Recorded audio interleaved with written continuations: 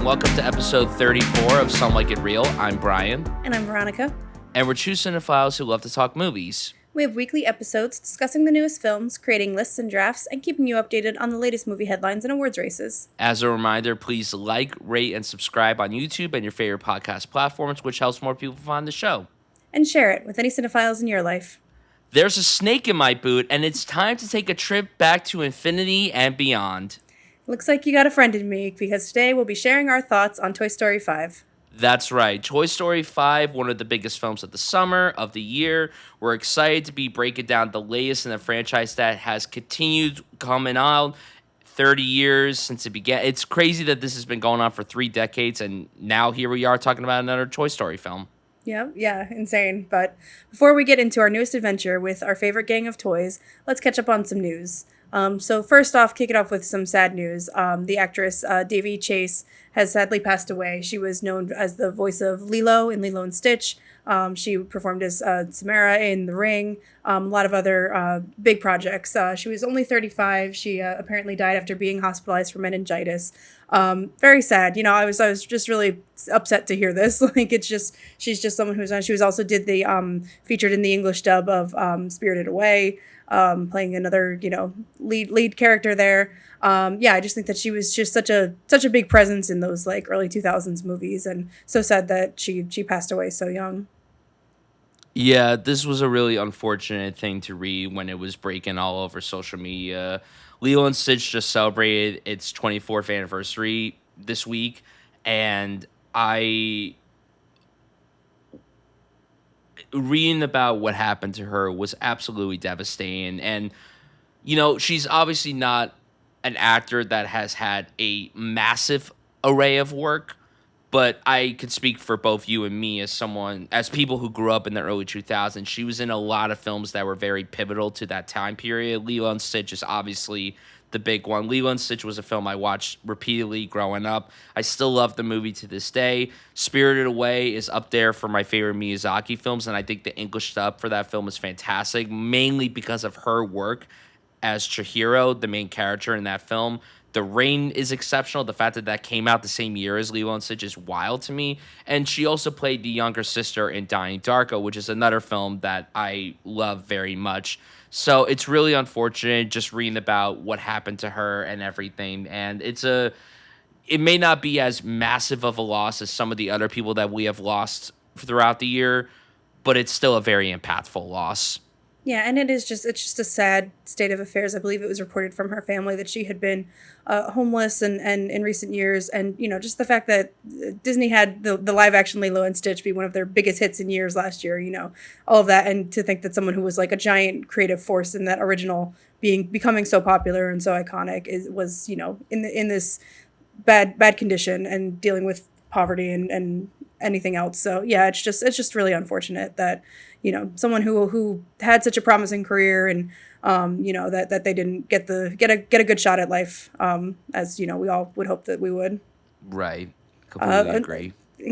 Going along the sad train, just before we logged on, we found out that Jimmy Burrows, who is a really prolific TV creator, co-creator of Cheers and Will and Grace director. He has sadly passed away. He is 85. And so I've just known of him for years. I got to see him interview Kelsey Grammer at one point and, talk about the old Cheers day. He's had a hand in Cheers, Taxi, Frasier, Friends.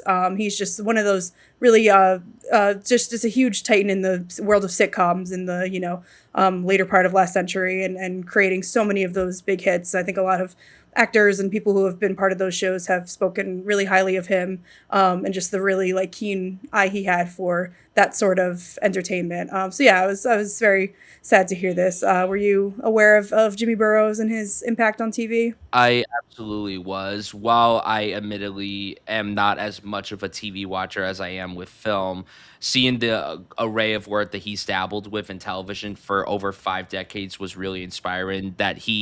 I didn't even know until the news broke that he directed every single episode of Will and Grace. So that was 8 seasons, then the 3 seasons they did for that continuation just a couple of years ago, actually, very recently. And, you brought up all these other shows that he had his hand in, 2.5 Men, Big Bang Theory, Two Broke Girls, Mike and Molly. He's very prolific in the television world, and I remember listening to his interview on the podcast Smartless, which Sean Hayes, one of the stars of Will and Grace, obviously co-hosts with Will Arnett and Jason Bateman, who have also worked alongside Jimmy Burrows. So it's a really devastating loss in the television world, and yeah, I mean the news just broke like minutes ago at time of recording, so it's a really unfortunate loss, and it comes to show the lasting legacy that he's had in the world of television, specifically comedy television, and the fact that he was still working to this day, even in his 80s, is just crazy to me, and it's a tremendous loss. Yeah, you definitely hear the stories of so many actors and everyone else just like calling him or if something's not working, or it seems like even if he wasn't officially like working on things, he was just kind of had a hand in everything, and everyone sort of really valued his talent and his opinion. So yeah, definitely a loss for a lot of your favorite sitcom stars and comedy actors who definitely feel their careers were very shaped by him. Absolutely. We're now going to transition into some news going on in the world of film. And this is not exactly uplifting news either, depending on who you ask and everything. So, we have known for a while that Luca Guadagnino's next film is a film called Artificial, which stars Andrew Garfield and a handful of other actors. Is a film that was following the OpenAI CEO, um, whatever his name is. What's Sam his name?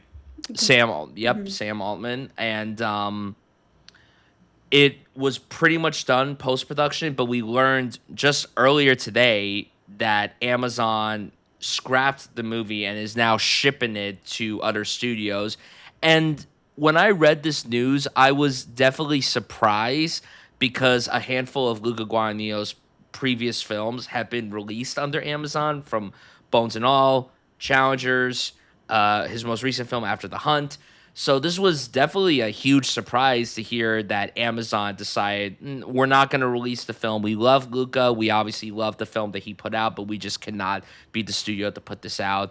And I was doing some research, and Amazon now has some sort of relationship with the company and everything, so that could be an explanation of it and everything. And I heard that the film doesn't paint Sam Altman in a very light way, so I've been very like torn on my interest in this movie because I do love Luca Guadagnino. I really didn't like After the Hunt, but I love this cast. So naturally, like when you have a good director and a really good ensemble at the forefront, you're gonna definitely have my interest. So I'm really curious to see what happens now with this movie, who ends up picking it up. But definitely a shocking piece of news, certainly, considering Amazon's relationship with Luca Guadagnino. Also, they put out his Suspiria remake from 2018. So they put out 4 of his movies, and now all of a sudden they're like, shoot, scram. So what's your take on Yep. this whole story?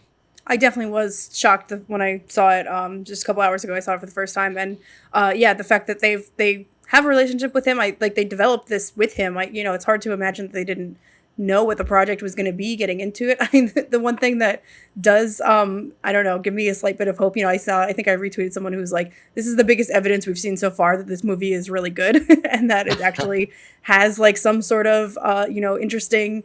Take on our current state of CEO bosses who are trying to take over the world, and AI and what the ramifications are for the rest of us. And and I, like you, I've been like a little hesitant, maybe cautiously optimistic about this movie because I love Guadagnino, I love Andrew Garfield, but yeah, I was a bit of a defender of After the Hunt compared to everybody else. But the idea of doing another like sort of ripped from the headlines, dealing with our current social issues kind of thing. I didn't think that was necessarily his strong suit. So yeah, I've been like, I'm very interested in the movie, but a little skeptical about how good it's going to be. And yeah, the fact that I would imagine that yeah, Amazon's relationship with OpenAI is what has caused them to pull this, and it's just a devastating, horrible trend in these last several years of studios burying movies for either political reasons, for tax write-off reasons. Like this is it's so anti-art. It's so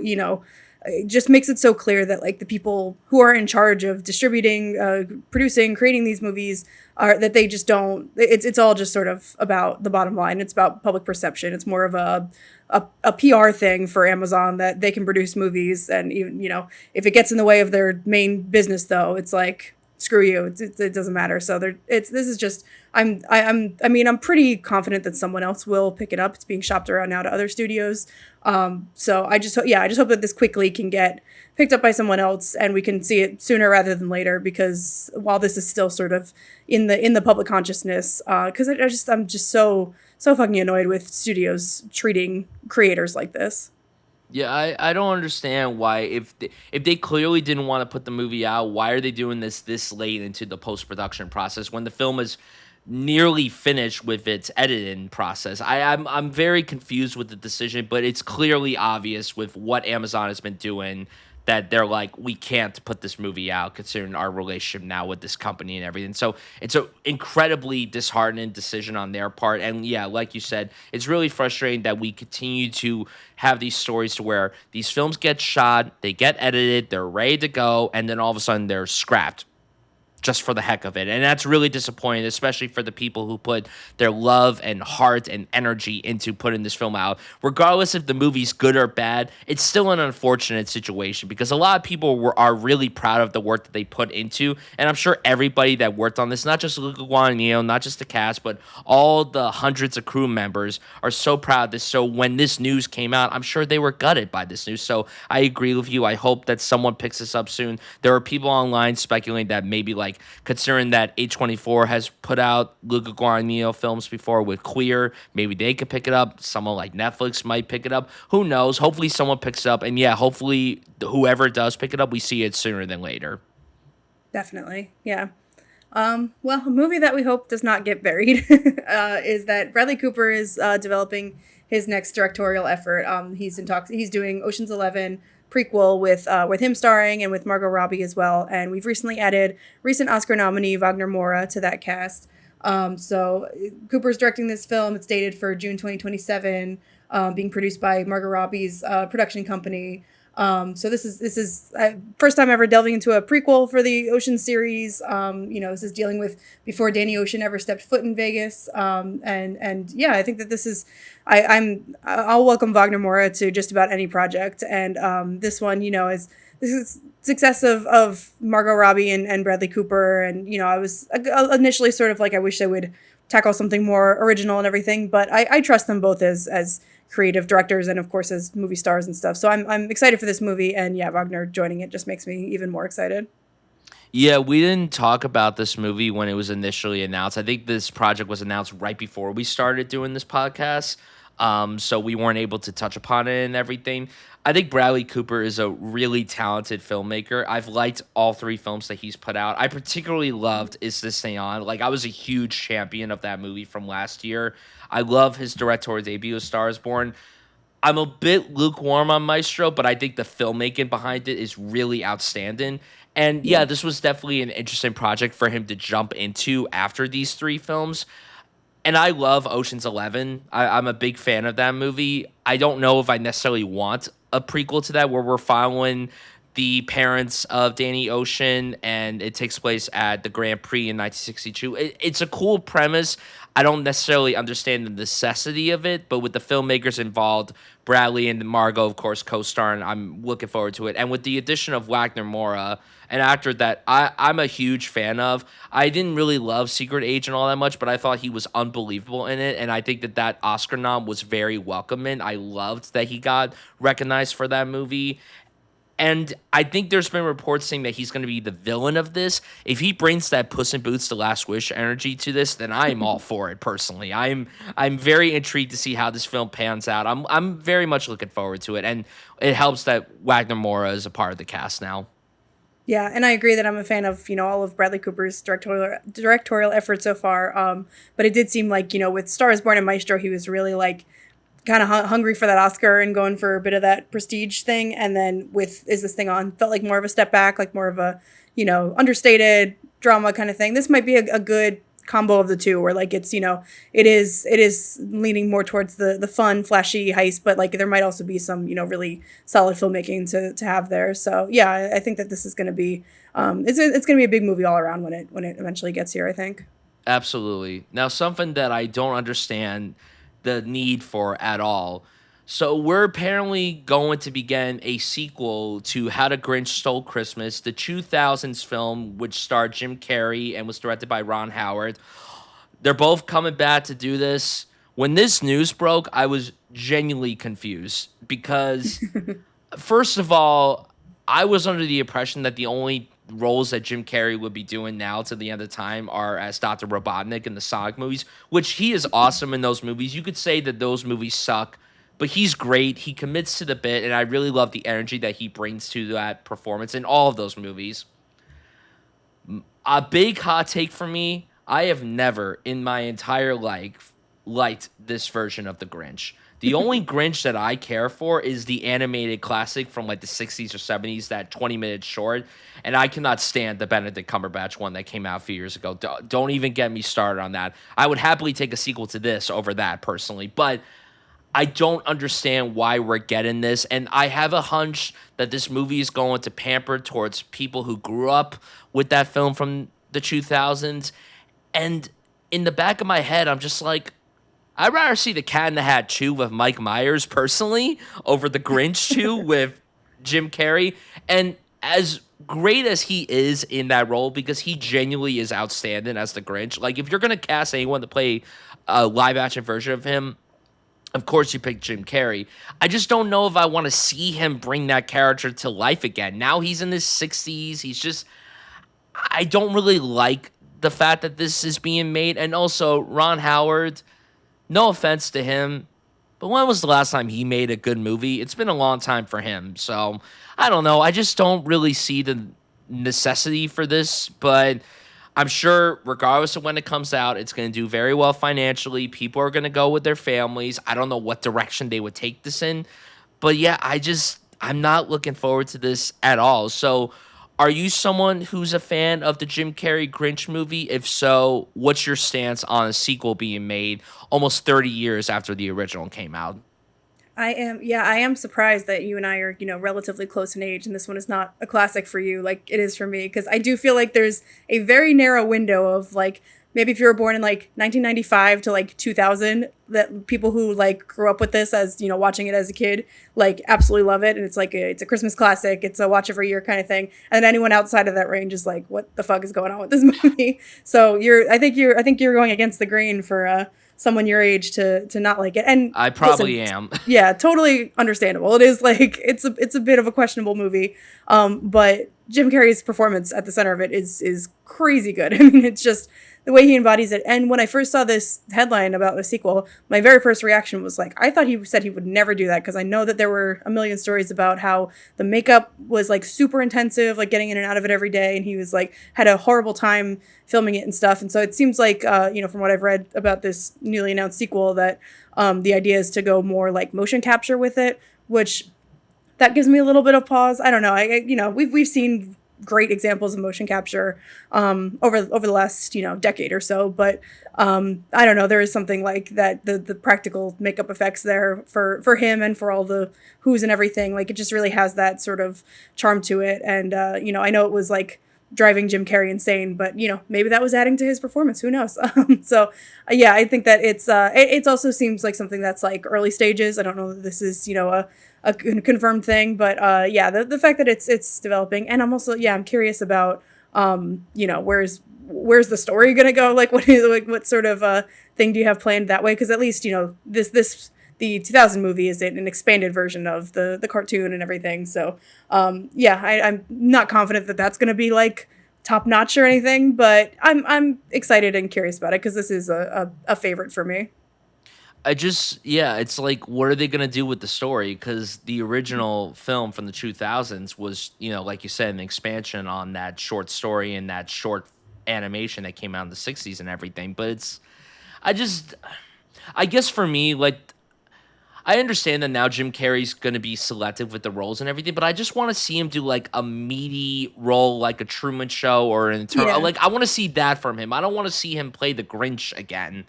Like if this was 5 years after the Grinch, that'd be one thing. But it's almost 30 years. I don't know if I want to see. And let's be honest too. The last time that Jim Carrey did a legacy sequel to a comedy, it was really bad.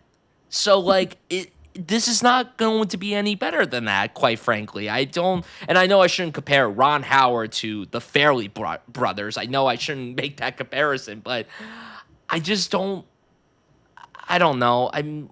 I don't really want this, to be honest. I'm trying to think of like a Christmas movie that I would want a sequel to.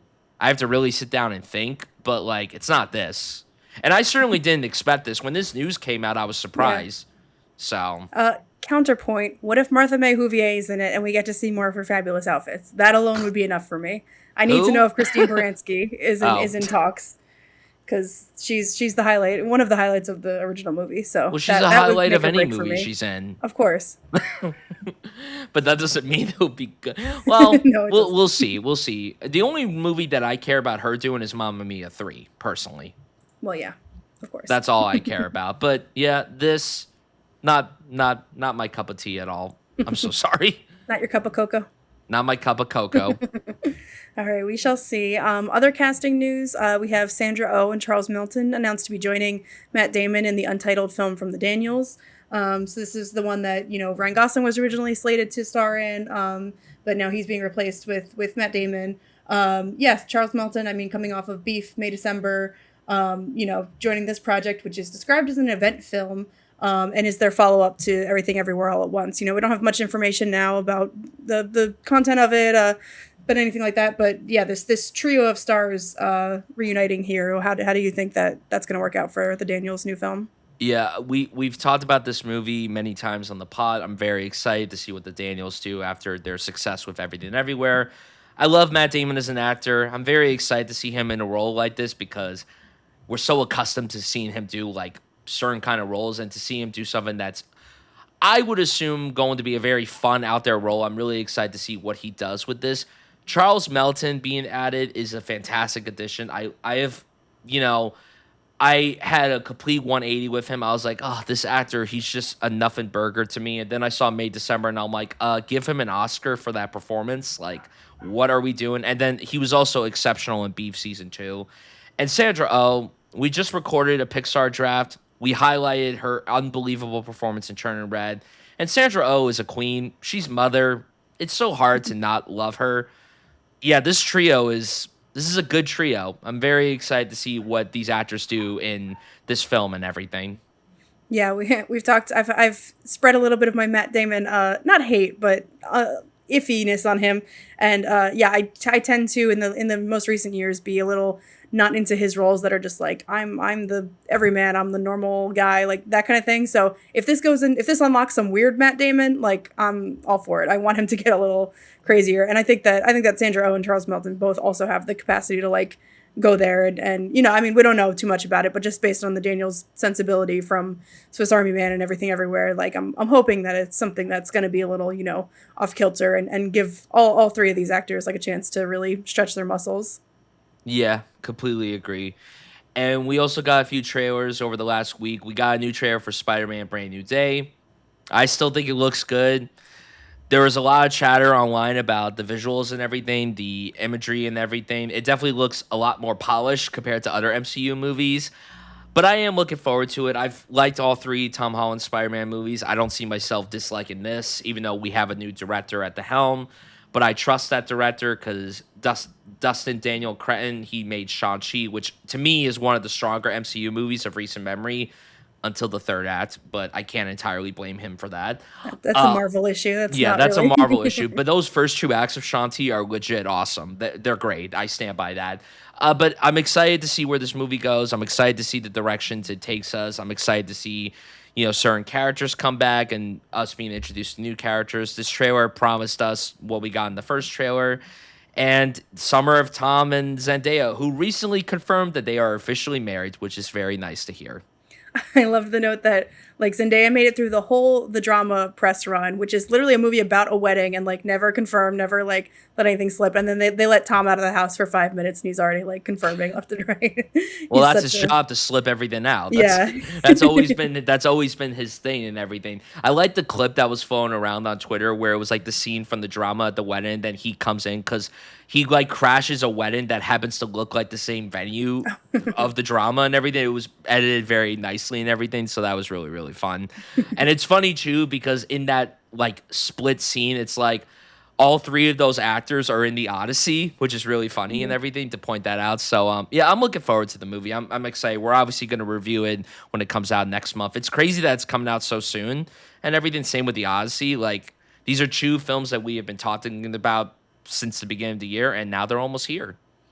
Yeah, I'm excited too. I have been cooler on Marvel stuff for the last couple of years, but so the Spider-Man movies never really failed to at least entertain. You know, No Way Home was sort of like that was an experience, and that came at a point in time with, COVID being super intense and everything, and like it was just a big like moment at the movies, and so this I don't know that that's going to capture that exactly. That was kind of a unique thing, but if they can make the story satisfying enough, not make it too tied into other things and going crazy and yeah, if it looks decent and we get some more Thomas Spider-Man and all of his other friends and John Bernthal's the Punisher in this one, that can add another dynamic to it. So yeah, I'm mildly excited. I'm happy to walk in and just be like blown away again at like, oh, this story is really fun, even if it's not like one of my very most anticipated.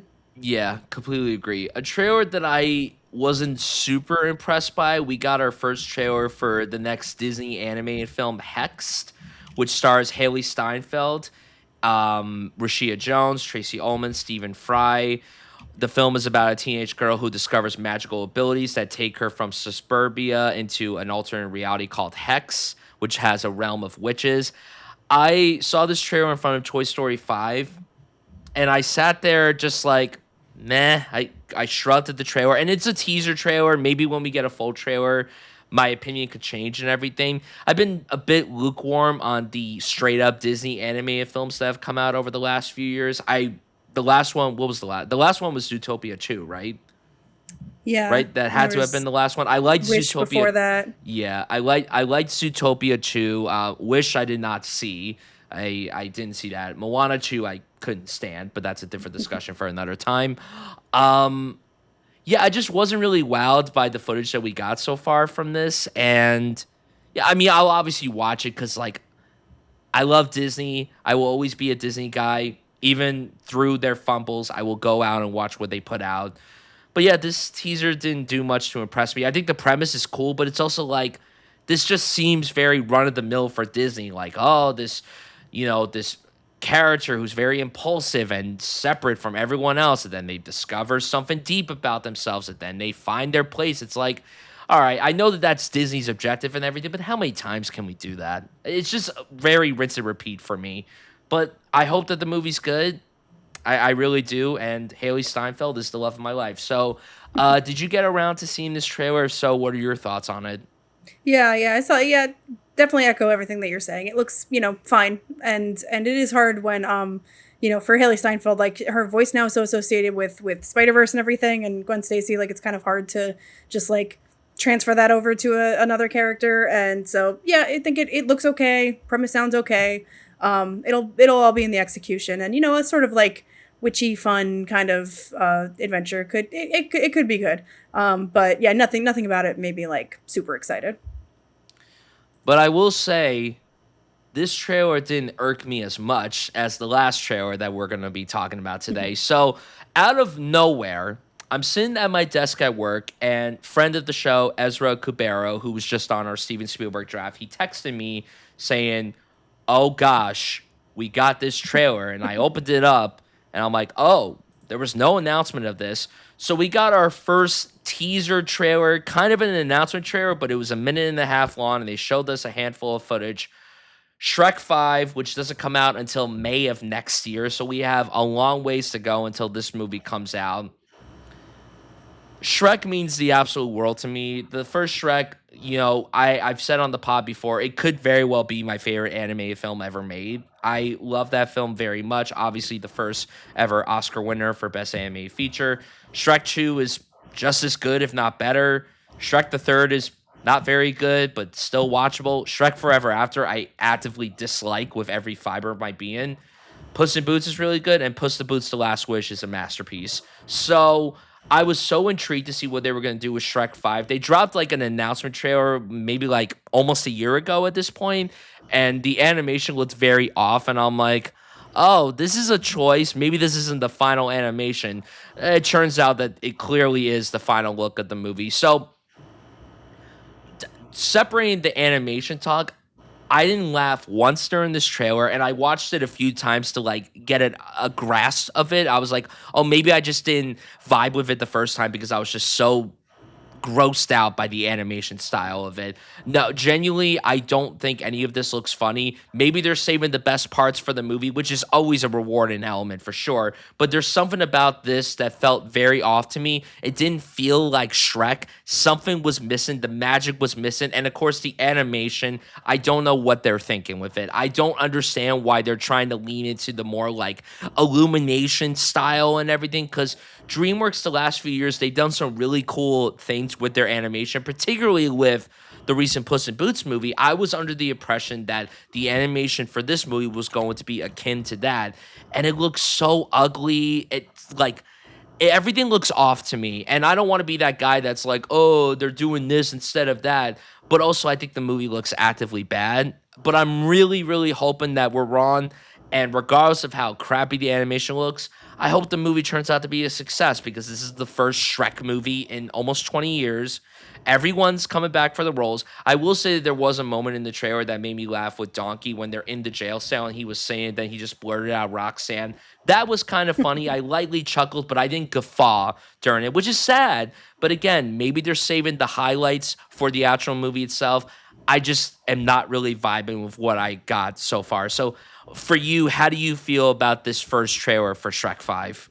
Um, I'm not as bereft as you, which fair enough. All you make all really good points and everything. I do think the animation is it's kind of weird. It like I just wish they had if they were gonna go for some new style, I wish they had like committed to something new and different. This is kind of like similar but just a little bit off, and it like kind of hits the eye wrong because it's just not exactly what you're used to looking for. Everything looks like a little more outsized. I don't know, a little like more cartoony kind of thing. So yeah, I think that's something that's throwing it off a little bit. I'll see it in context. Maybe when you're watching the full length movie, you just get used to it, or it's not so glaring or anything. But I think that the jokes that we saw, I don't know, not bad. It was Shrek is again. This is where we're going to be talking about a fifth movie in a beloved series today, and I think that you kind of naturally run into the issue of like the tone or the type of jokes and everything are sort of well established at this point, and it's just a matter of like how much you vibe with the individual one. I don't know. The little Olaf looking snowman guy saying want to date a snowman. I thought that was kind of clever. That was kind of funny. So we'll see. And I thought it was odd also that they didn't highlight Zendaya at all, who's gonna be in this movie. Like she's Yeah. one of the kids. I don't know if that's akin with the storyline or whatever. But I thought they would maybe highlight that. We only really get lines from I think Donkey, Shrek, and Fiona.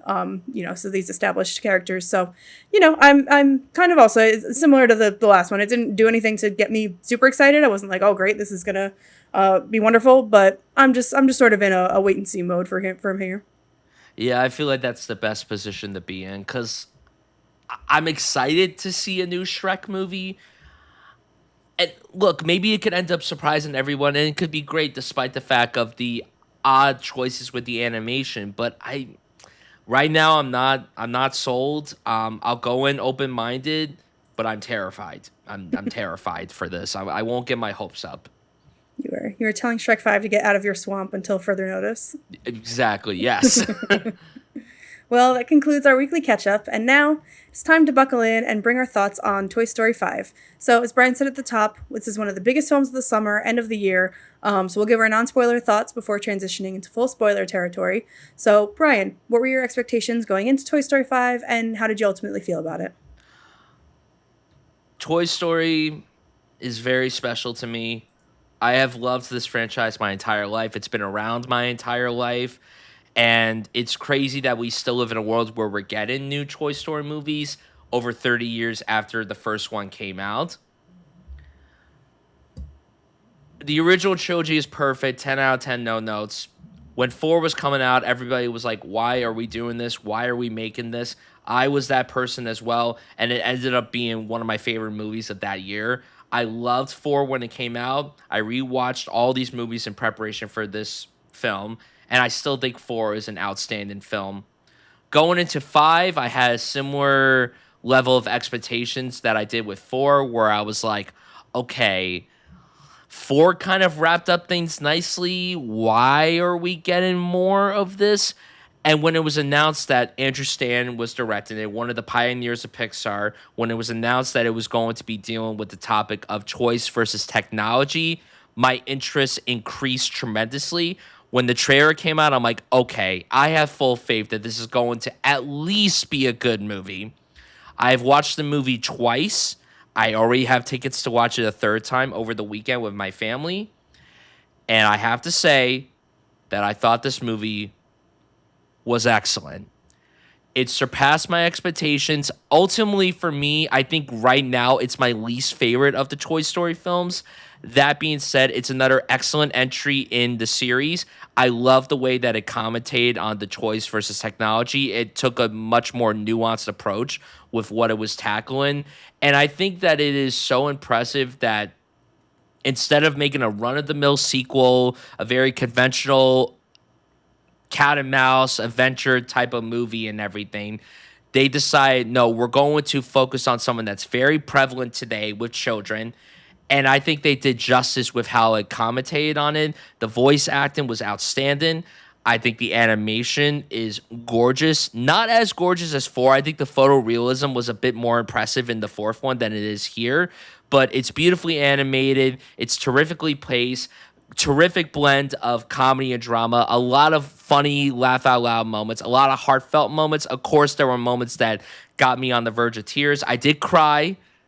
I don't really cry during movies, but this got the waterworks going. And I also was so impressed with the decision to have Jessie be the focus of the story. Someone who obviously has been a very crucial element of the series since the second one came out 30 years ago. Now she's having the opportunity to basically headline a Toy Story film. And I think that it was really an incredible choice on Andrew Stan's part and the creatives at Pixar. I was really blown away by this. It's not perfect. There are some problems I have with it ultimately, but to me, it was another rewarding entry in the series, and I'm very excited to delve more into it with you today and to share our thoughts with the listeners. So, what were your expectations going into Toy Story 5, and how did you feel about it ultimately?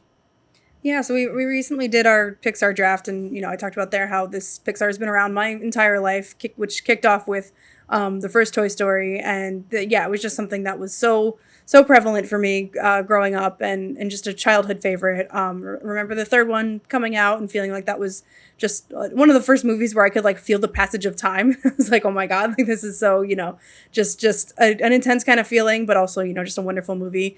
And yeah, my attitude on 4 has always been like the trilogy is pretty damn perfect, and this feels a little like supplementary, but it's I think it definitely earned its place when it was released and everyone saw it, and it was a really solid movie that had a lot. It dealt with it put the toys through something a little bit new and a little bit different, and introduced a great character like Forky. Like I think it proved that you could keep the story going without feeling too over rushed or overproduced or anything like that. So now for 5, I went into it. I like you. I also watched all 4 before I watched it. I literally finished 4 like as I was walking out the door to go see 5.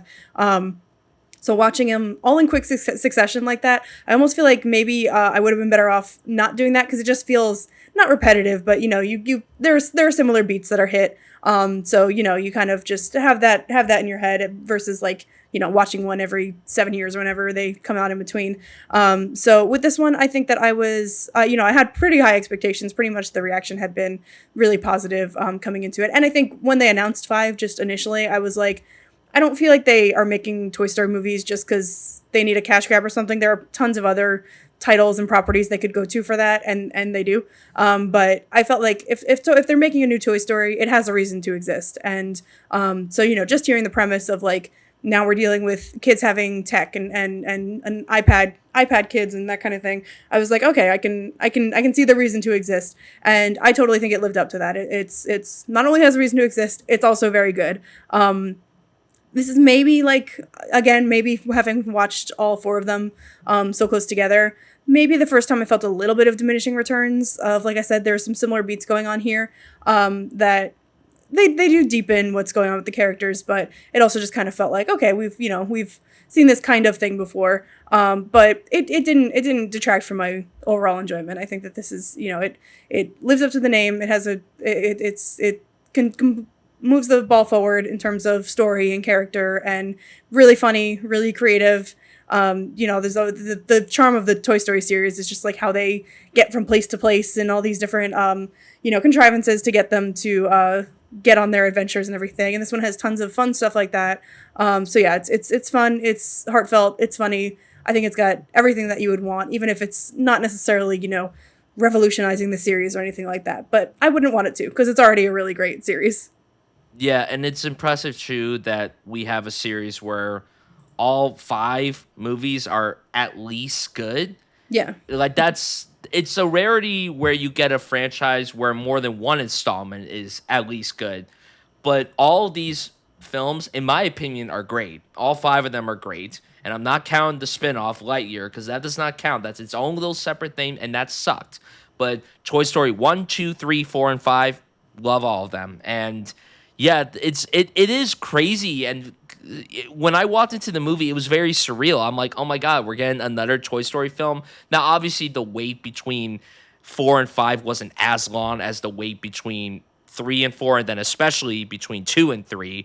7 years is still a lengthy period of time. The last time we got a Toy Story numbered installment was, less than a year before the world went to shit. And now we have this movie all these years later. And I'm so happy that, we have another Toy Story film that introduces itself to new generations. And it's also cool, too, to live in a time where this could be the first Toy Story that certain demographics are seeing for the first time in the theater. I've had the fortune opportunity of seeing every single one in the theater. I didn't see the first two when they came out in the theater. The first one being that I wasn't born when It's that like, came yeah, out. you're It was many years before I was even born. The second one, I was only a year old when that came out, but I saw them in re-releases. 3, I saw opening weekend. 4, I saw opening weekend. And this, I've seen opening weekend. And yeah, I'm really glad that the film was at least good, because there was a part of me that was hesitant walking into it, being like, what if this is the first bad Toy Story movie? But like you said, the wonderful thing about Pixar is that they have said numerous times that they will only put out a Toy Story film when they have a good story in mind. And clearly they had something to tell, and I'm really glad that they told it. They could have done a run-of-the-mill sequel, but they chose not to do that, and I really appreciate that. Yeah, and you're right to mention about, like, for some kids this might be their, introduction to the series and everything. And when I saw it, I tend to, like, when I'm going to movies, especially opening weekend, I kind of try to get like a later showing. I'm a night owl. I'll go see a movie at like 10, 11 p.m. Like, it doesn't bother me. But for Toy Story, just the way it worked with my schedule, I saw it at like 5:30 p.m. on a weekday, and it was the first time in a while that I walked into a theater that was very full and filled with a lot of kids. And I was like, I actually haven't seen a movie like this in a long time. So it was it was almost like a 40x experience.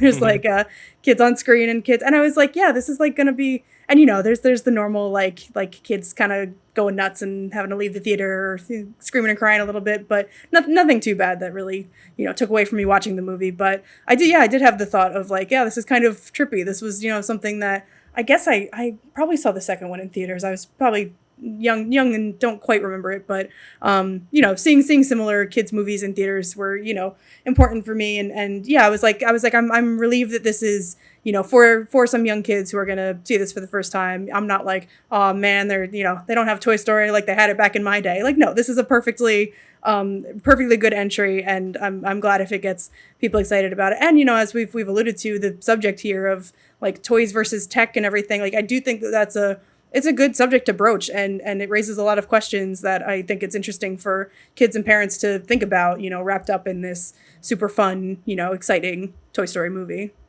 Absolutely. Shall we get into our spoiler thoughts on the movie? Yeah, let's do All right. There's a lot to break down with this. it. So let's just rip off the band aid and talk about it. Where do we begin? Do we begin with how the movie opens up? Do we talk about the narrative choices with this film? Where do we start? Because I've been thinking about this all day. I'm like, how are we going to start off this review? Because there is a lot to digest about this movie. Well, yeah, I think you mentioned in your opening that like this is really Jessie's movie. She's like Yes. definitely is front and center. So I think it makes sense to kind of follow her arc a little bit, Hmm. and where we pick up with her and everybody else. So we see that she and pretty much all of our toy friends except for Woody are still happily living with Bonnie. She's a great kid for them, and play has a lot of playtime and everything, but we kind of see through her playing in the front yard that she's having trouble connecting with other kids. She sees like her neighbors, and they, she kind of is a little awkward in trying to introduce herself, and she's very scared and nervous.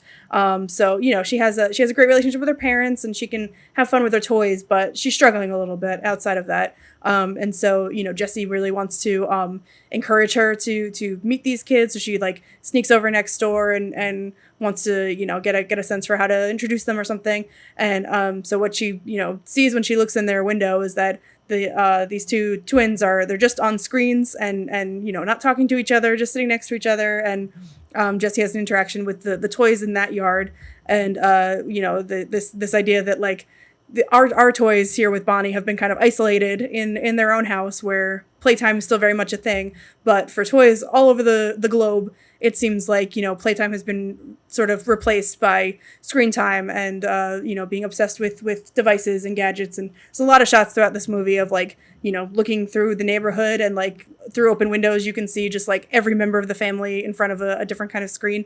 And so, yeah, so Jessie just is immediately fearful of this change and everything, and sort of brings this news back to the other toys and everything. So yeah, how did that opening sort of strike you? Was that a good way into the story with Bonnie struggling socially like this and everything? Yeah, it was a good way of setting up the bigger picture of it all. And it's also important to point out, too, that now with Woody gone, Jessie is pretty much in charge of this whole crew of toys and everything. Hmm. She was appointed sheriff after Woody went off with the lost toys at the end of four and everything. Yeah.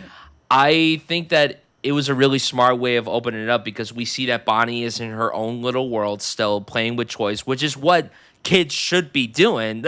When you're a kid, and I believe Bonnie said that she's 8, they state that Yeah, she's 8 years old in this movie. do So you know 8 if is a time has relative. passed like between the fourth and this one? I couldn't really tell. I think I Maybe think I some. read somewhere that it was 2 years. It Okay, had that to have makes been sense. 2 years because in the fourth one she started kindergarten, so it Yeah. had to have been like 2 to 3 years Hmm. after Toy Story 4 and everything. I think that it was a smart way of opening up the movie and putting us into this world and saying that, oh, toys are not necessarily obsolete, but they're not as prevalent as they used to be because now kids are so accustomed to screen time on their televisions, computers, tablets, video games, what have you. Gadgets and gizmos aplenty, as Ariel once said back in the day. I think that it was a really cool way of opening it up too, and I just like the fear that is in all these toys being like, playtime. What was that like? I forgot what that was like. Yeah, yeah, and you definitely get the sense. We've kind of seen before. In the first one, you get how Sid plays with toys, and obviously you get the sense that like our toys are accustomed to a very like having good kids and getting a good experience, everything. So yeah, I thought that was interesting to see. Like, oh no, pretty universally now, toys are being very much neglected by their devices and everything. So yeah, it's a good way into the story. And in the meantime, we're sort of getting through their playtime and everything. We get Buzz, who is consistently had a bit of a crush on Jessie. We get this sort of running bit that as the movie kicks off with a wedding, he is considering a proposal to Jessie, which is that was it was cute. I don't know that I needed like them to get married or anything like that. It I was thought kind it of was funny. it was funny, yeah.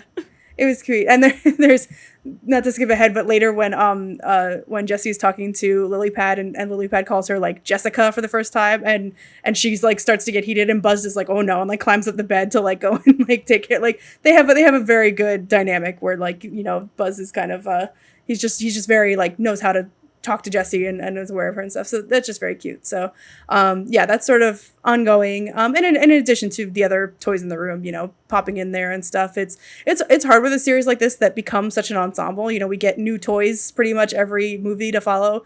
So I think it's hard to like work everybody in there, but they do a really solid job of like giving someone at least a moment. We get Dolly from the last movie has her little glasses now and stuff like that. Like they're just cute little moments that keep everybody as sort of an unalive part of the ensemble. So I think that works well.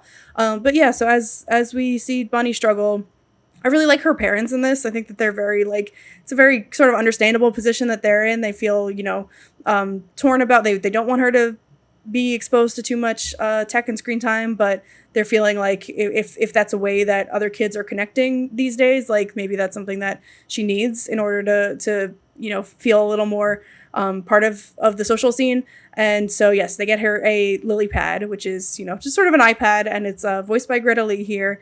And it was a really good scene when they first give Bonnie the lily pad, and they say like, okay, we're gonna like give you the day to get like acclimated to it, and then like we're gonna enforce screen time rules and stuff like that. And she's like, okay. And just the second she like lays eyes on it, it's just like she's hypnotized. And we get a sort of time lapse of her just like staring at it for hours and hours and playing games and doing things. And it honestly, it's I think it is relevant to kids these days and stuff. And I think that applies to just about anyone. I think we all kind of feel that of with our phones and laptops and stuff. But there's just that idea of you get in front of a screen and just like hours go by accident. You just get kind of sucked in, and the way that leaves all of us feeling like we've not really connected with the real world.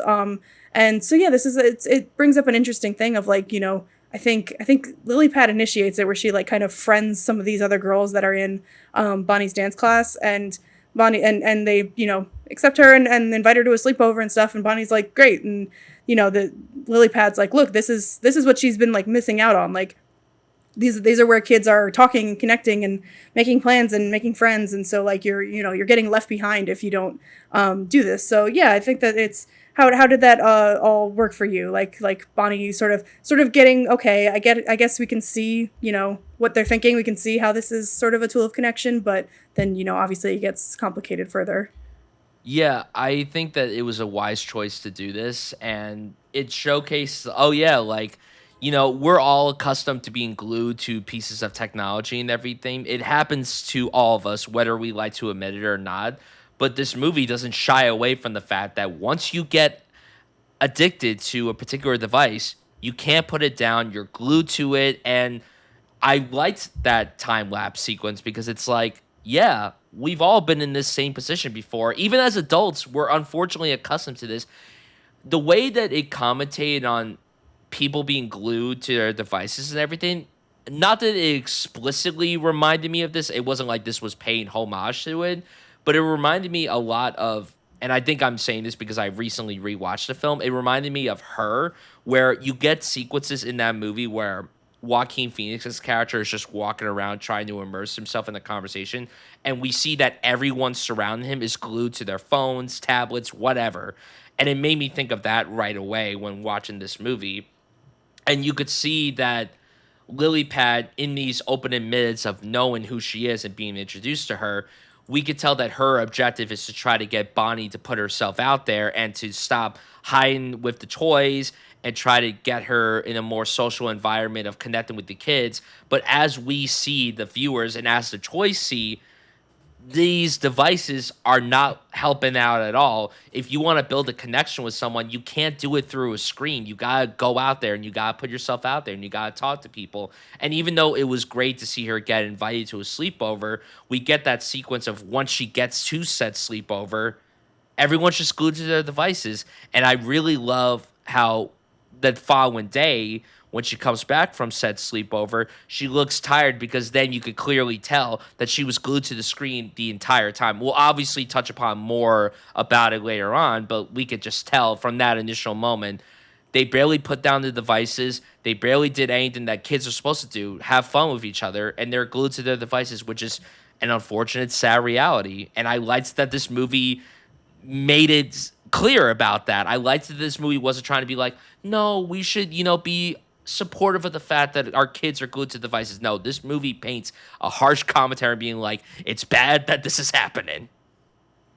Yeah, and it's, it's not the most like original thing to say like, yeah, we're glued to our screens in the year of our Lord 2026. Like that's been pretty apparent for some time now, but I think it's effective when we already have this history with Bonnie from, two other movies, and we've seen her so much as this, bubbly, excited kid, and you can just see how like it just can change her, almost overnight.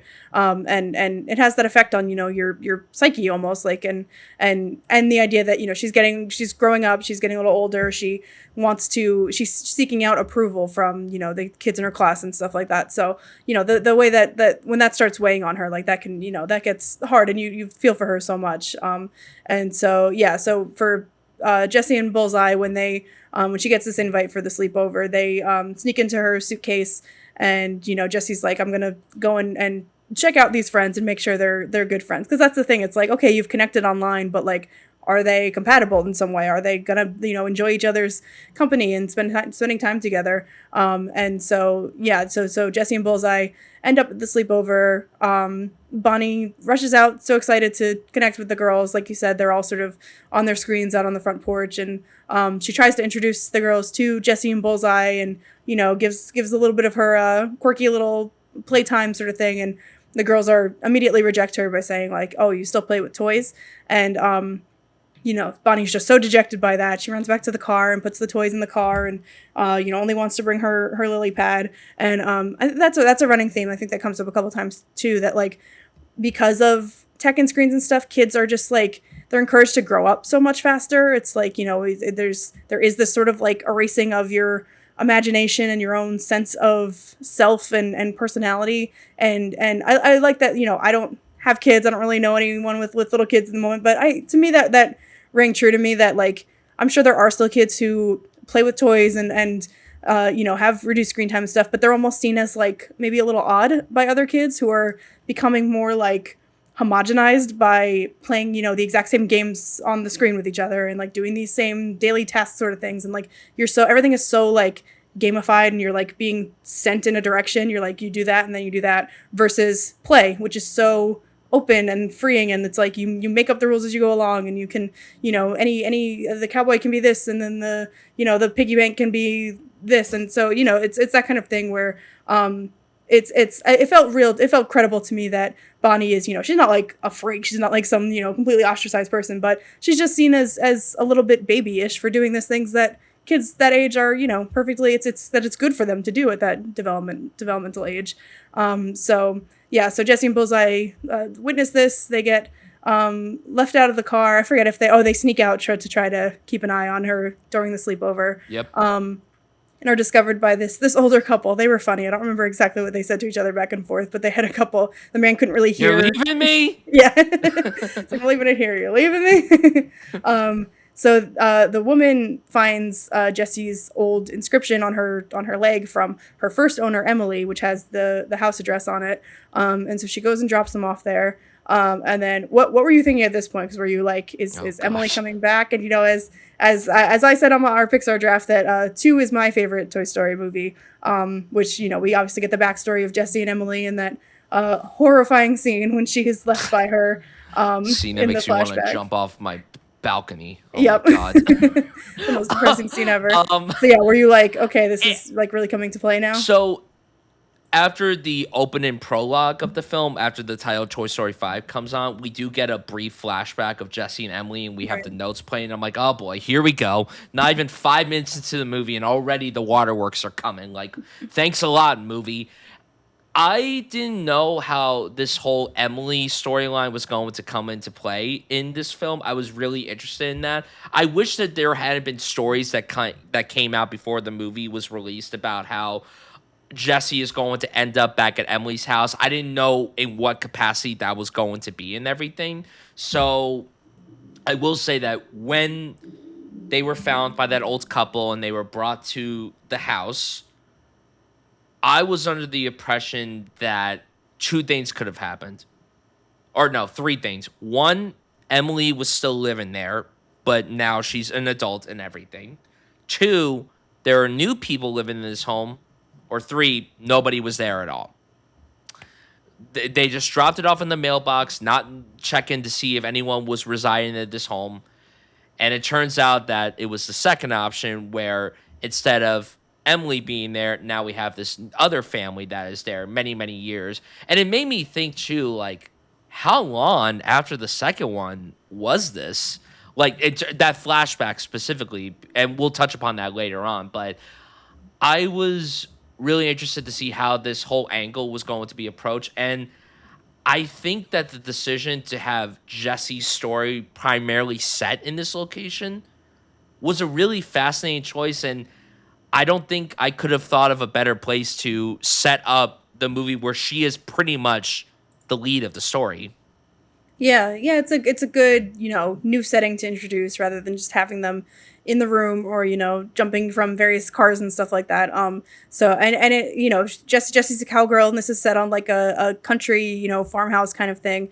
We get like a her interaction with a real horse like the very first time that she gets there, which is really fun. And there's the horse and Bullseye kind of like move the same way and stuff. Like there's just cute little details like that. And so yeah, we come upon the house and it's a good way to get some new characters in the mix and to get Jessie on sort of her own journey separate from everybody else. So yeah, we get I believe, what do they go into the sort of stable first.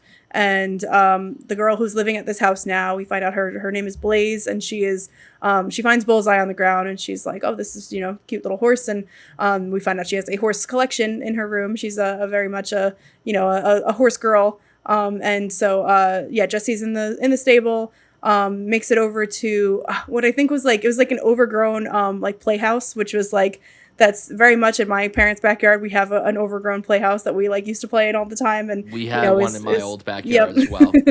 I was yeah, like, oh, I feel very seen right now. Yep, I was like, that was very relatable. Which is filled with a bunch of Blaze's old toys in there. And so yeah, Jessie has an interaction with them and is like, at this point, Bullseye's in the house. She's got to go, rescue him before she can get out of here and everything. She was brought into this location by the pig known as Jimmy Dean. The pig Jimmy Dean, that's right. Yes, very very charming Jimmy Dean. And so yeah, we get a few toy interactions here. We get the introduction of what I'm sure is going to be an iconic new character. Smarty Pants, is that it? Mm-hmm. Smarty Pants, voiced by If I Had Legs, I'd Kick You star Conan O'Brien.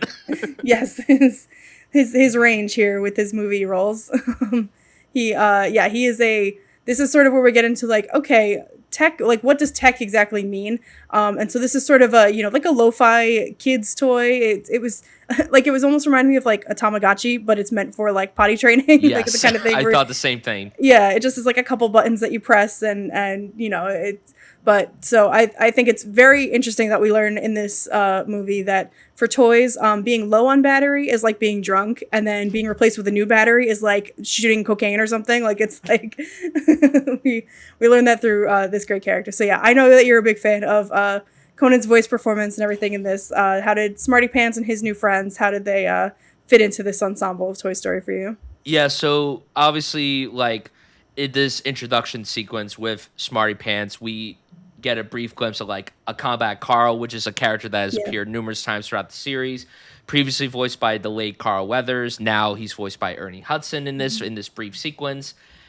I really liked how bleak this sequence was and everything. I really loved the way that these recent two movies in particular have really emphasized light and darkness. During the more bleak moments, it's so dark, and then during the more hopeful moments, it's very colorful and lush and energetic. And I've always appreciated that about the Toy Story films, but specifically with the photorealism that's been utilized in these past two Toy Story films. Being introduced to Smarty Pants, as soon as I heard Conan's voice, I'm like, yeah, this is going to be an all-timer character. And as the movie progressed, he got better. I really liked this ragtag group of devices. We also have Atlas, who's a GPS receiver, and then a camera known as Snappy.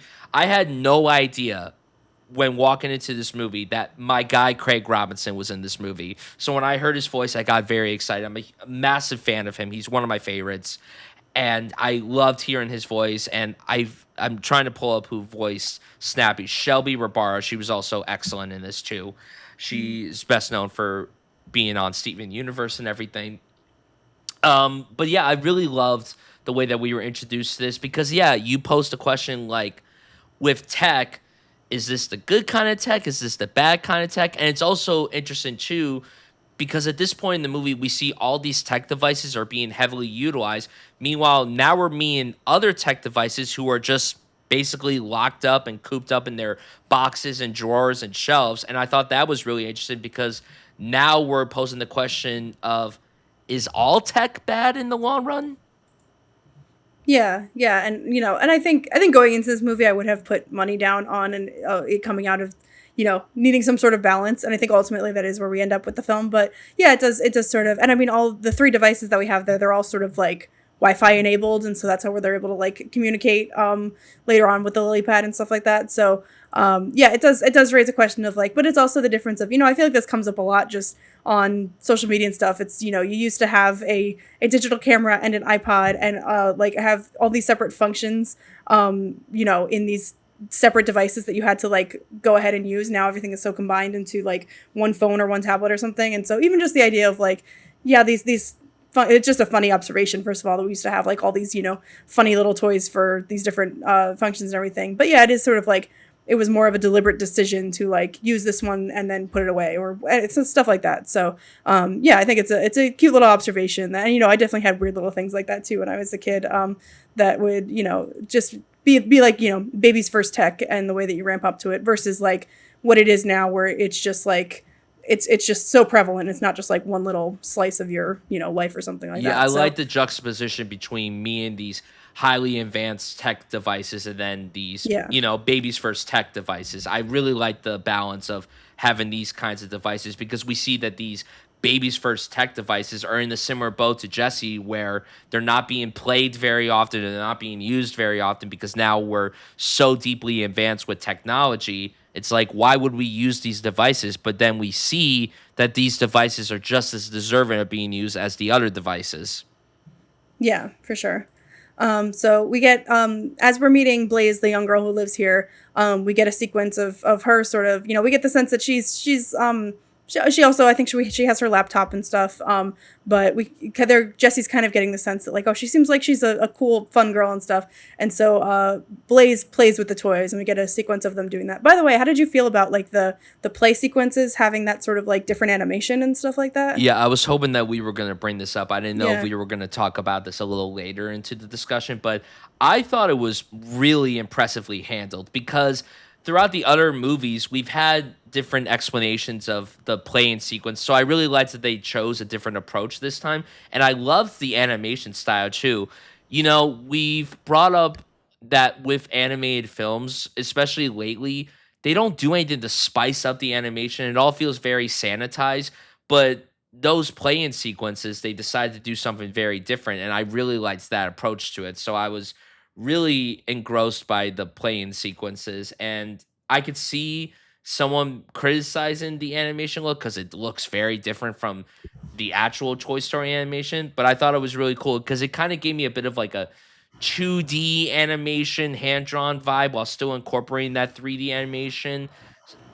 It felt a little akin to something we would have seen. It's not as insane, but it made me think of the Spider Verse movies, the vibe and the tones and everything. So I really appreciate that they decide we're gonna change it up for this. We've had these characters in play mode for 5 movies now. We gotta change it up. We can't do the same thing again.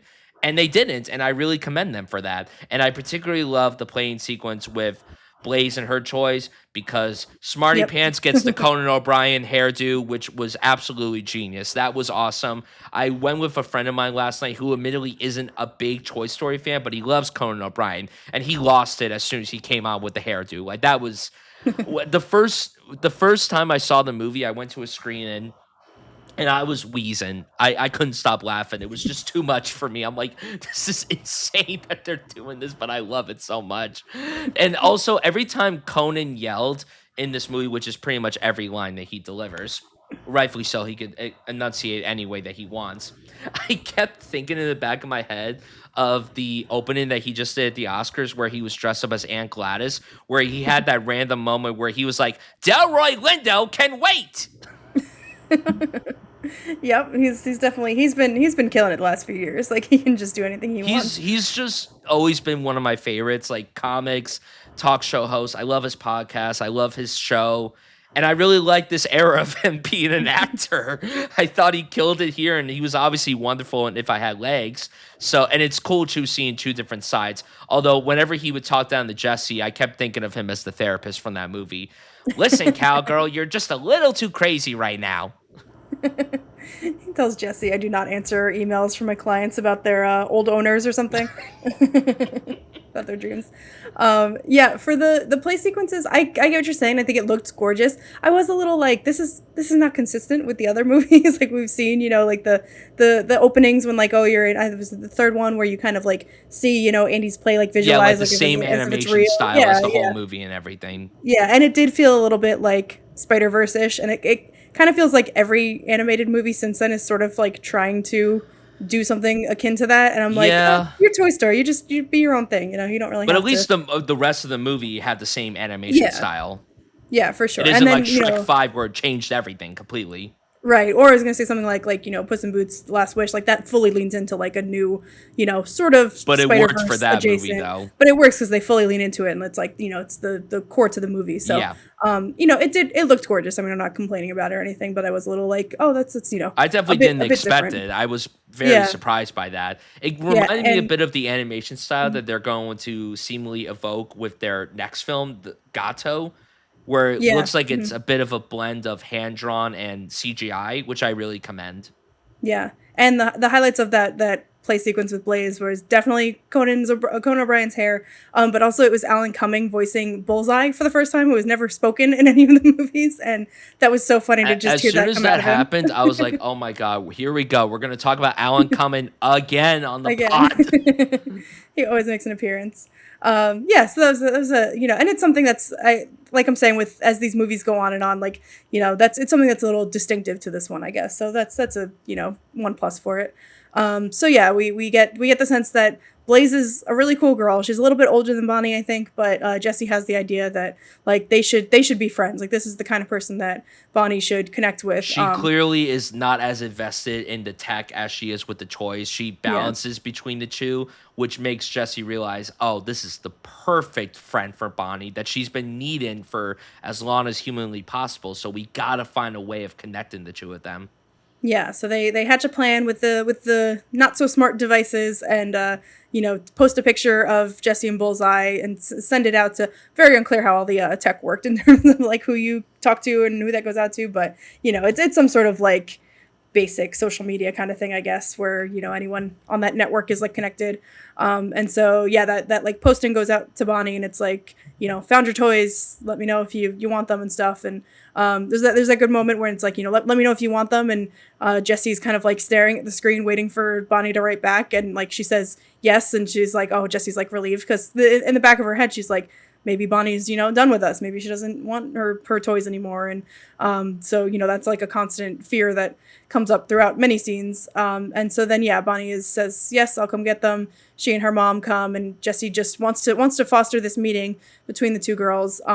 But Bonnie, I believe, as they're driving up to the house to come get it, the other girls in her class have seen this message about her missing toys, and the poor little Bonnie gets like cyberbullied, and is the girls are like, you still play with toys, they're sending crybaby gifts and stuff like that. And, I didn't like that moment. That moment was really sad. I did not enjoy that moment at all. I mean, I'm not saying like, oh, I hated that they incorporated that, but I'm glad that they did, because it shows the harshness of technology and kids nowadays and everything. I didn't think that they were going to touch upon that at all. I was not expecting them to go down that route and, briefly talk about cyberbullying. I was really impressed with their decision to touch. And they took it in a very nuanced way. They weren't shoving it down your throat. They gave you enough of it without really saying much, but it was still very effective. Yeah, they weren't like out and out bullies. I mean they were, but it was more subtle than that, where they're ostensibly friends, but and yeah, and it does kind of touch on this thing of like I mean, kids have always been cruel to each other. There are always stories of that, and I mean we kicked off this series with fucking Sid blowing people up in his backyard. Like it's nothing new that like children can be cruel to each other and stuff, but yeah, the idea that with tech, social media kind of stuff that can all just like it's just so like streamlined. It's just like there's no break from it when you're away from people, and the fact that people can kind of gang up on someone like that, and one person says something rude and other people pile on, just that kind of thing. And yeah, you just see poor little Bonnie just like really shut down with that. And yeah, there's a moment with her mom, and she just says that like you like tell me if something's going on, and just that kind of thing. You feel like I was feeling for like her mom trying to understand what's going on with this who used to be such a sweet happy little girl, and she's like going through this thing that's making her just so much more dejected and unsure of herself and insecure. And so yeah, this all prompts Bonnie to walk up to the door, meeting Blaze and her mom for the first time, but Bonnie's just so like reserved, so quiet and stuff, and she just has a change of heart because of all this bullying and stuff, and says they're not my toys, I don't need them, you can just keep them. And so Jessie is heartbroken by this and thinks that Bonnie has outgrown her and can't handle the heartbreak of another kid moving on from her. And she has this dramatic moment where she like jumps out the window, and we know that they're toys. They're not like that's not Well, gonna kill her or before anything. that, But she yeah. shoves Smarty Pants, Oh yeah. which I was like, oh, okay, okay. And him Yeah. just going, I'm fine, I'm fine. Yeah, and this is clearly like she's unraveling a bit, and so she jumps off. She calls the actual horse and sweeps her off to the historic tire swing on the tree where her scene with Emily took place and everything. So yeah, I don't know. She's just kind of like I'm done with this being a toy thing. I can't handle this anymore. That kind of thing. And so Bullseye and eventually Buzz and Woody are also sort of in pursuit of her and trying to find her and get her back home and everything. So yeah, she's back at the tree. Bullseye catches up with her. We see a carving in the tree that says Jessie was here, and we're like, Jessie's like, I didn't write that. It looks like normal sized. And so she finds this sort of lunch box with like a time capsule thing buried underneath the tree. And so at this point we're like, okay, obviously we know that this was her place with Emily. This was her old house and everything. But yeah, I like that they kind of kept you guessing where this was going and stuff. And looking through the items in the box, she's like, this isn't Emily's stuff because it's a little newer than that. And I forget through the picture. Yeah, there's a picture of a mom and her child, and then the writing on the back says so something about to my cowgirl Jessie. So clearly Emily has grown up. She has had a baby girl and named her daughter Jessie after her beloved toy that went missing. So yeah, was that a Waterworks moment for you? Oh 'Cause I yeah. feel like that was kind of the Oh yeah. emotional peak of the film. Yeah. Yeah, I didn't expect that at all. I was like, oh fuck. I'm sitting there and I'm just like, okay, I have a hunch of where this is going. I have a hunch that something like emotional is gonna happen, and then it's like, oh yeah, by the way, the owner that gave Jessie away had a kid many years later and named her after Jessie, and I'm like, oh fuck. And her just going, she named her daughter after me, and a lot of the reason why I got emotional in that moment has to do with the beautiful performance from Joan Cusack, Yeah. who's been consistently great throughout this entire series, as is everybody in this ensemble. But her work here, especially since she's more prevalent to the story than she was in the previous films, you really get a lot more through her vocal performance that we didn't really see in the previous films, minus that sequence in the second film where she's explaining to Woody what happened to her in the past. And I love that this sequence made Jesse realize there is still hope. There is still faith.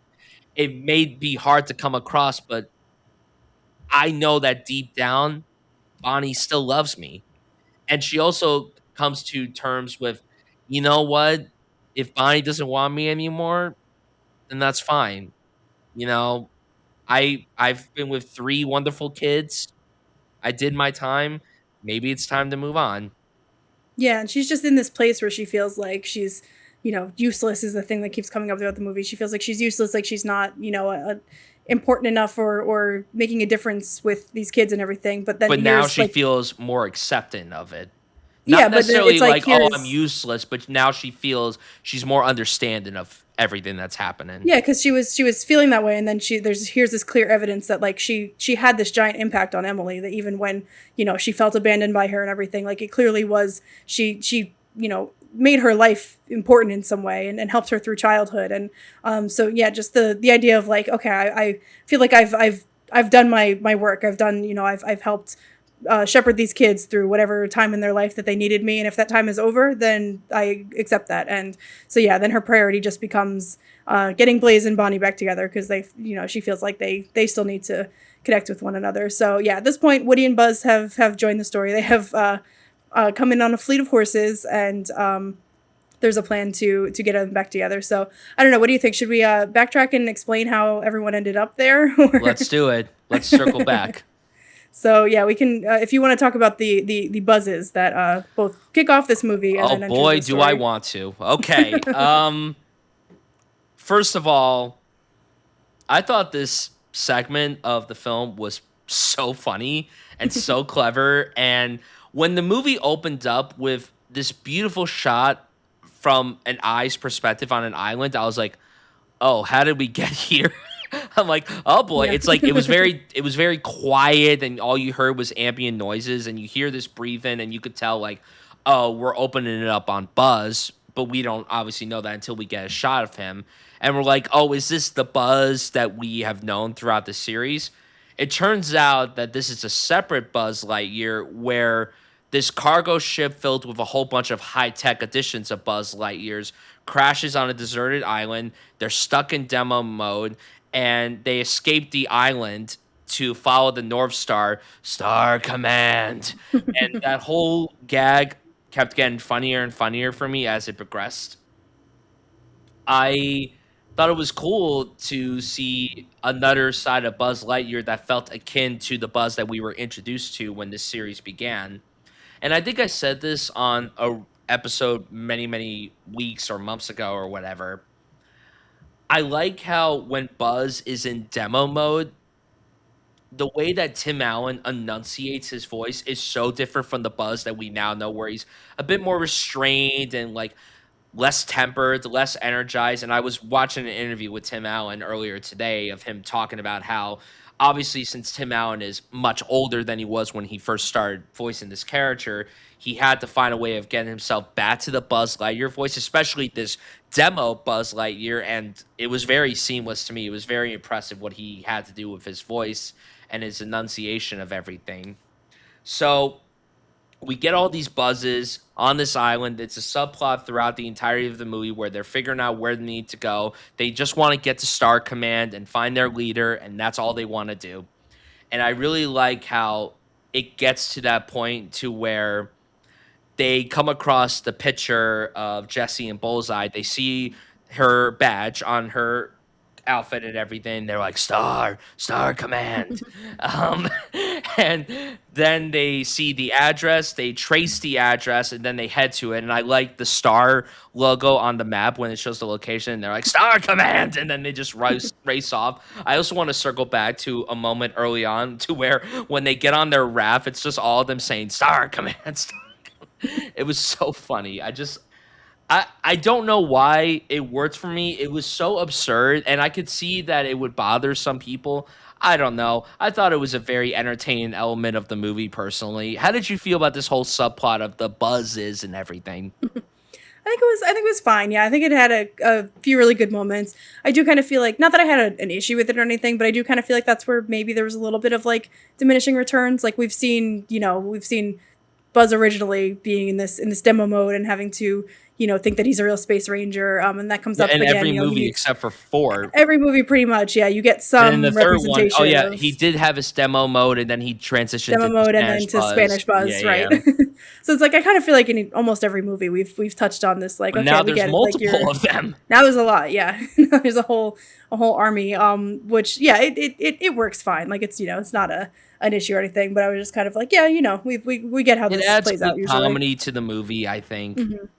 Yeah, and I think their function in the end is really funny too. How they and we get another good moment too when they're in the, like trekking through the woods somewhere, and one of the toys gets stuck and left behind, and a family hiking comes across it, and a kid picks it up, and they're all in rescue mode to go and extract this Buzz. But we get a moment seeing him like being hugged by a child, and he's just kind of like gives a thumbs up, like no, I'm good. Like they don't necessarily understand their purpose. They think they're real space rangers again, not toys. But yeah, it's a sweet little moment where you're like, oh, okay, even for these brand new Buzzes, they kind of understand the importance of being loved by a child, and how great that feels. So yeah, it was sweet. It was and funny for a lot of the comic relief in the movie comes from this.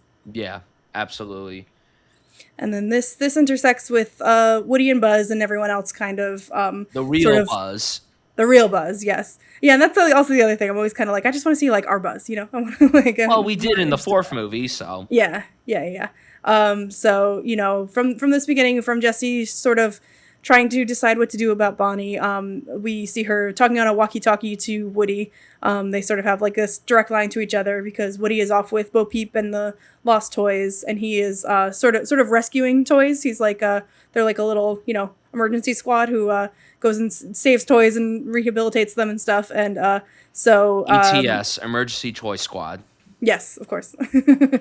And so Jessie connects with him, sort of says that Bonnie's struggling. I don't really know what to do, and he just tells her, you're a good toy, and figure it out and stuff. And so, But he also brings up a really valid point, because now, since there's all these toys that they find that are abandoned day after day, Yeah. he says a line that has stuck with me ever since I first saw the trailer for the movie, where he says, "I don't know, Jesse. Toys are for play, but tech is for everything." Yeah. Yeah, yeah, he's like we said, the other toys are sort of isolated with Bonnie and stuff, but he's been out in the world more, and is definitely more aware of this sea change that toys are just becoming less and less important, and tech can just kind of take over everything. So yeah, they have this interaction. Jessie is going off to help Bonnie with the sleepover, and so Woody shows up at the house to sort of check in on everything. And so this great moment of him like arriving in the window, and everyone is like so excited to see him. And Why are you wearing the dress? yeah, he's got a brand new poncho, which is between the poncho. That's not the and only brand new thing that he has. That is not. He takes off his hat and blinds everybody with his bald spot, which was. And then he also has a beer belly. He has something akin to a yeah. beer belly. Yeah, yeah. I'm like, I don't know how you got that there. Like, how do toys? But then he was able to easily get rid of it. Yeah, it was a cute. I guess because he doesn't have an owner, now he could feel like he could let loose with his appearance and everything. He's like, I don't have to impress anybody anymore. Not in fighting shape. He's not like playing all the time. He's like, I already have my lady back. I don't need to do anything else. Yeah, just these cute gags that like he's middle aged now, or he's an old man, as they call him later. And yeah, so yeah, cute moments of that with him and Bo Peep returning to be with everyone. Yeah, the bald spot is just really funny. Someone's like, he needs some brown paint on that, and so him connecting with Buzz, and them deciding that talking about what's going on with Jessie and Bonnie and everything. And yeah, how do they find Jessie? I don't remember if they're they use the lily pad to figure something out. They find a cheat code in her system to where they say Lily, and it gets her in like operating mode to where she basically has to listen to what everyone says. And we get this hilarious moment where Woody and Buzz are fighting with her and everything. I want to get your insight before we delve a little more further into this. This movie made a very bold decision of, yeah, Jessie is the focal point of the story, but Woody and Buzz, yeah, they're still in the movie for a good amount, but they're essentially supporting players in this movie. And it's like, we've had 4 movies where they were front and center, so it was refreshing to see a new character take the reins. But I'm sure for some people that end up watching this movie, they're underwhelmed with the fact that Woody and Buzz aren't the lead. My whole thing with that is that despite the fact that I love these two characters more than anything, do we really need to have them lead a film again for a fifth time? I liked the decision that they changed it up. So for you, how did you feel about the choice of Buzz and Woody being not like full on supporting players, but not the leads of the story? Yeah, I could understand someone being, not too satisfied with that, but it didn't bother me at all. Like I said, like Toy Story is such an ensemble. Like there are, new characters introduced every time. Jessie's been around since the second one. She was, prominent in that. So yeah, I feel like it's, more than time for her to kind of have her moment. The fourth one centered a lot on Bo Peep and Woody reconnecting and everything. And Jessie was a little sidelined in that one. Like she was kind of just a member of the gang. And so, yeah, I think it's more than welcome to have her, revisiting the stuff that went on in the second movie, and her taking like, being front and center. I think it was a bold choice, I guess, to have Woody and Buzz be almost more of the sidekicks and not really driving a lot of the story forward. But, I think that it more than hung on Jessie's shoulders. Like there was no, issue with it at all. Yeah, I agree. I really liked the decision of them being supporting players. It was a different change of pace, but I really liked the decision to make this happen. And I also really like how we get that frequent Buzz and Woody banter with one another. It's important to point out that when Jessie goes on this quest to retrieve Bonnie and everything and like do her magic and what have you, she appoints Buzz as in charge while she's gone. So when Woody comes back, he tries to do the Woody thing by, being like, all right, everyone, huddle up. Let me devise a plan. Buzz is like, hold on 1 minute. I'm deputy. Jessie left me in charge. And I like the little gag of where Woody grabs a sticker, then he puts it on. He's like, come on, we're co-deputies. And Buzz just looks so annoyed. He's like, all right, all right. Yeah, as they're driving away, what is Slinky or one of them says, like, oh, it's so good to see it's them so fighting good to again. see them fighting again. Yeah, before that whole thing happens when Buzz and Woody get on the car. And he's like, you stay here with the toys and everything. He's like, why? You don't think I could go and everything? No, Jessie told you to stay. And Buzz is like, you don't think I could do it? He's like, no, it's just that I can do it better. Better. Yeah, no, the chemistry is You unmatched. don't They're one of the deserve best. this. Nice poncho. They're one of the best duos of like all time. So yeah, 100%. I can understand being like, why wouldn't you center them in any movie? But yeah, we've had 4 movies centering on them. But also, what we get with them here is is plenty. We get enough with them still in the movie. So for anyone that's like, oh, there's very little Woody and Buzz, hard disagree. There's just not as much Woody and Buzz here as there were in the previous movies. Yeah, they're just not driving the action. They're more just reacting to everything else happening, which is totally fine. So yeah, as everything converges here, Buzz and Woody witness the Bonnie saying like, "Oh, those aren't my toys," and sort of giving up on Jessie and Bullseye and everything. And then yeah, as Jessie's having this moment at the tire swing tree and feeling this sort of despair about Bonnie, but having this sort of reconciliation with everything that happened with Emily, they converge with the Buzzes who have been searching for Jessie as Star Commander, and then. This was such a great moment. Blaze has all of these horse figurines and stuffed animals and stuff on display because she's a horse girl. And so Woody, Buzz, and all of the Buzzes ride a various configurations of horses over to the tree. No one more beautiful than Buzz's horse with a like beautiful pink glitter mane. Or And then the cut back to Buzz, just him going, oh. Well, before that whole sequence in the barn where Woody is being dragged down to the horse and then the horses, or no, it's the pig, right? Right. Yeah. The pig. Dangling it above and, Jimmy Dean. When actual Buzz comes in and then explains the whole, we're all toys and everything. And they're like, this old man is a toy? Why does everyone keep saying that?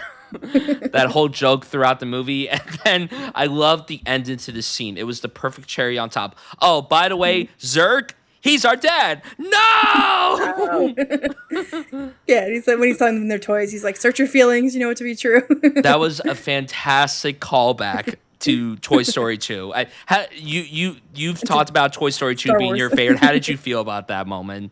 No, it was so cute, yeah, and that's what I'm saying. It's it's kind of doing the same dynamic where we had the reset Buzz in that one, But yeah, you just see it on like a mass scale, and it's funny how they just like sort of, it's like, they took a whole movie to take Buzz on that journey the first time, and then it's like it gets shorter every time. You're like, nope, you're a toy, Zurg's our dad. Let's get up to speed.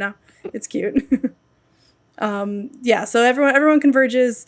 Everyone is kind of on the same page now. Jessie is like, doesn't matter about me. I just want Bonnie to be okay, and I want to connect her with Blaze. So they develop this very, very complicated plan, and they need to find Lily Pad again, because Lily Pad has now like taken stock of the damage she's caused Bonnie and sort of offed herself. Did you expect that shift?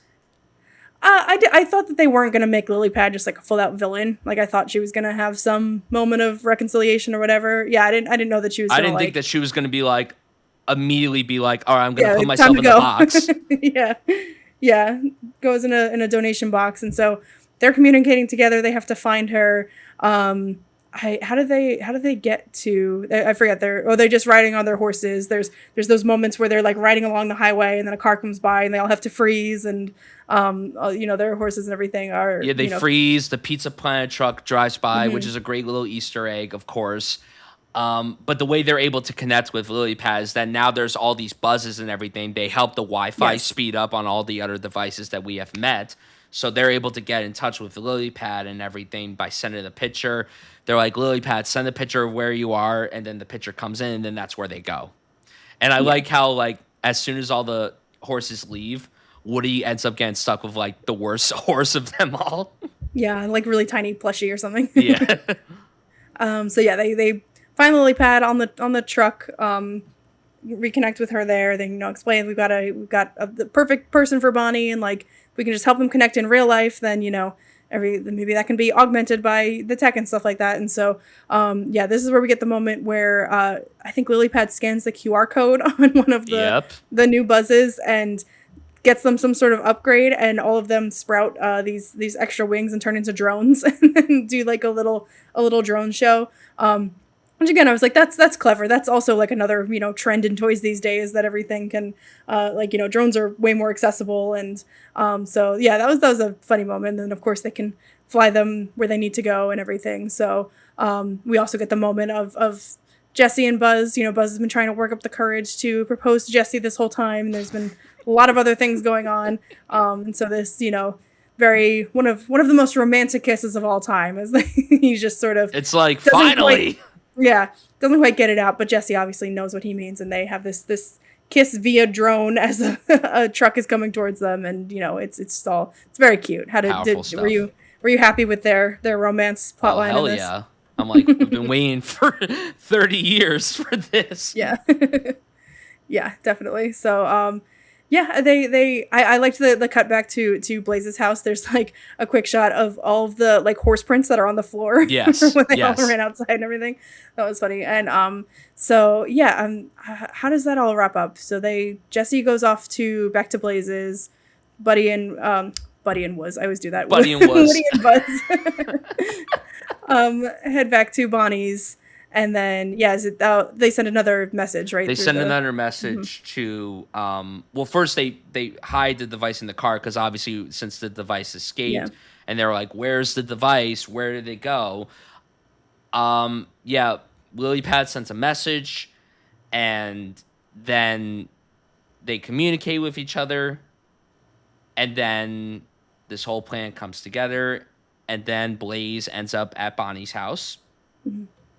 Yeah, Blaze and her mom show up, I think, to exchange the toys again. Yes. And so this time, it's Bonnie's like still being very shy, not really wanting to talk or connect at all to Blaze, but Blaze kind of takes the extra initiative and says, I like this Jessie doll, like she has these cool catchphrases and stuff, and Bonnie sort of warms up a little bit and says, I like that too. And they have this little moment of just both being kind of like, it starts off with I like your boots and everything. Yeah, Bonnie likes her boots, and she says, and do you like my beard? They're just like, they have this moment of like, oh, we're both like kind of fun, quirky kids, and like maybe we're like on the same page, which is exactly what Jessie thought and why she wanted to get them together. And so they have this moment of like taking their toys and doing some like old fashioned playing and the way that we've seen that they both like to do separately, but just doing it together, which is very sweet. And so we kind of get this resolution here that they're gonna connect as friends. They can have these great playtimes. It all culminates in the wedding between Jessie and Buzz. That of course their imaginations run wild, and it actually does get interrupted by the dinosaur who is claiming that she's married to Buzz already. All of this is the third time. Trixie, that was then. So yeah, and I like when Jessie slapped him, and then you see the word "slap" on the screen.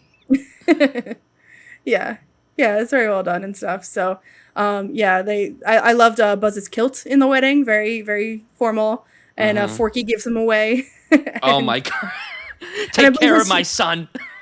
I believe his full name is Buzz Tholomew. When they were doing the vows, very very cute. So yeah, it's like end of the day, Bonnie needed to connect with someone in real life, and if that can be like sort of augmented through tech and through staying connected with people who you already have this sort of kinship with and stuff, but also the importance of real life play and real life interactions, and yeah, I feel like that's kind of where it comes down. So yeah, how did the ending and everything all work for you? We also learned that Lily Pad wants to be set up with the robot vacuum. Oh yeah, the Roomba, very very appealing. Can you introduce me to him? You guys thought I had a crazy hear me out on the Pixar draft. I mean, she's into a Roomba, so.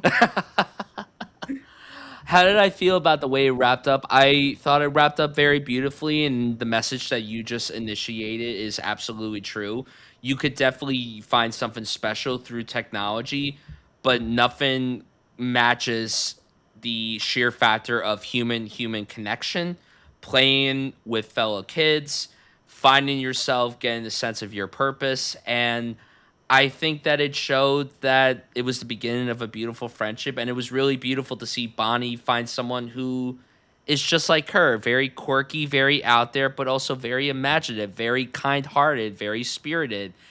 And I loved it. I thought it wrapped up very beautifully, and I just realized that I was about to make a pun. I didn't think that I was going to, but I'm going to say it anyway. It ends very swiftly. Yes, it does. In more ways than one. In more ways than one. Another thing that we should definitely bring up, and I hope that the answer is yes to this question. Please tell me you stayed for the mid-credits scene. I did, yes. What? I'm blanking now. What? It's what when happened? all the Buzz toys come down on that playground of children. Yes, yeah. And then the one ends with adult Zurg. is, yeah. But I like the teacher who's like, "Oh my god, kids, be careful." And he just takes one. He's like, "Oh shit, cool." Yeah, and they all get the error message, and then a kid pulls a Zurg out of his backpack. Yeah, for sure. that was a very nice little touch to the ending of the movie. But yeah, I thought it wrapped up very beautifully. I thought it ended on a really good note, and I didn't think that I would feel very warm to a Taylor Swift song. I'm not a big Taylor Swift guy. I'm sorry to the Swifties out there. But I was like, and the little montage of showing like the aftermath of like the progression of Blaze and Bonnie's friendship was really, really beautiful. It did feel sad watching a Toy Story movie where there wasn't a song sung by Randy Newman at all in this movie, which felt jarring to me because every single other one had a Randy Newman song. He didn't sing When Somebody Loved Me, but he did write that song. He didn't write the end credits song that Taylor Swift performed in this movie. But yeah, I thought it wrapped up very beautifully. Is there going to be more though? Like, should we say for right now, no, and then in 5 years they'll announce another one? Would you want more? I'm torn. Yeah. I'm honestly torn because the thing for me though, when watching this movie and hearing the voices of like Tom Hanks and Tim Allen, knowing that they're up there in age, I'm like, I don't know if I want to hear them when they're 80 voicing these characters. But if they have something important to say, I would absolutely love it. But at the same time, it's like, who are they going to focus on this time? What are they going to jump ahead 10 years and Bonnie's going to leave for college? Like, what would they even do?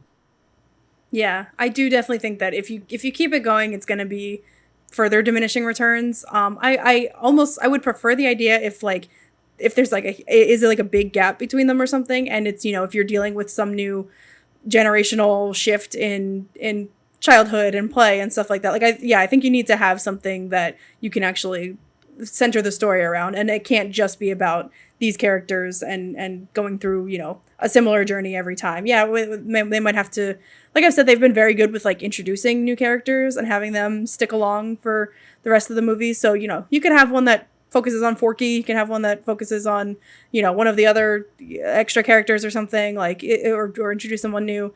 Yeah, I don't know that we can stick with Woody and Buzz forever, or maybe if they were just like a smaller part of it or something. But yeah, I wouldn't want one anytime soon that is just about like, okay, let's see these exact same characters have another adventure. Like it would have to have some other drive behind it. I still think that 3 felt like the perfect send off for these Mm-hmm. characters, and 4 and 5 felt like a nice little epilogue to the story. And I I would be okay if there aren't any more after this. I obviously love these characters very much, and I would love to see more adventures with them. And it is really cool too that, like I said at the top, it's very exciting that we're getting another Toy Story film in this time, because people who were kids when the original came out and now they're getting to take their children. To me, that's a really sweet thing. When I went to the movie last night, there was someone outside the movie talking of how they were maybe like 6 years old when the first one came out in '95, and now they have 2 kids and they're bringing them to the movies. And I believe she had said that this was her children's first movie, and that's awesome to me. Like that's so cool. Hearing that story. And yeah, I get very iffy whenever I go to a movie and there's a lot of children in it, because I've had disruptive children in theaters this year alone with the Mario movie, which I would prefer if families show children this kind of movie as opposed to that, because at least this has something to say. Mario is just pretty colors that have nothing to add to anything, and this actually has something to say, which I'm really appreciative of. And we've talked verbatim about how we need more family films that have something to say, and this movie thankfully does have something to say. Sure, it's a little diminishing compared to the previous Toy Story movies. I'm not denying that at all, but at least it had something to do, something to say. It was entertained, it was heartfelt, heartbreaking at times. It was briskly paced, it was energetic, it was funny. It was all around a wonderful return for the series. And there's so many things that we haven't touched upon yet, and we'll quickly just go through some subsections about the movie and everything.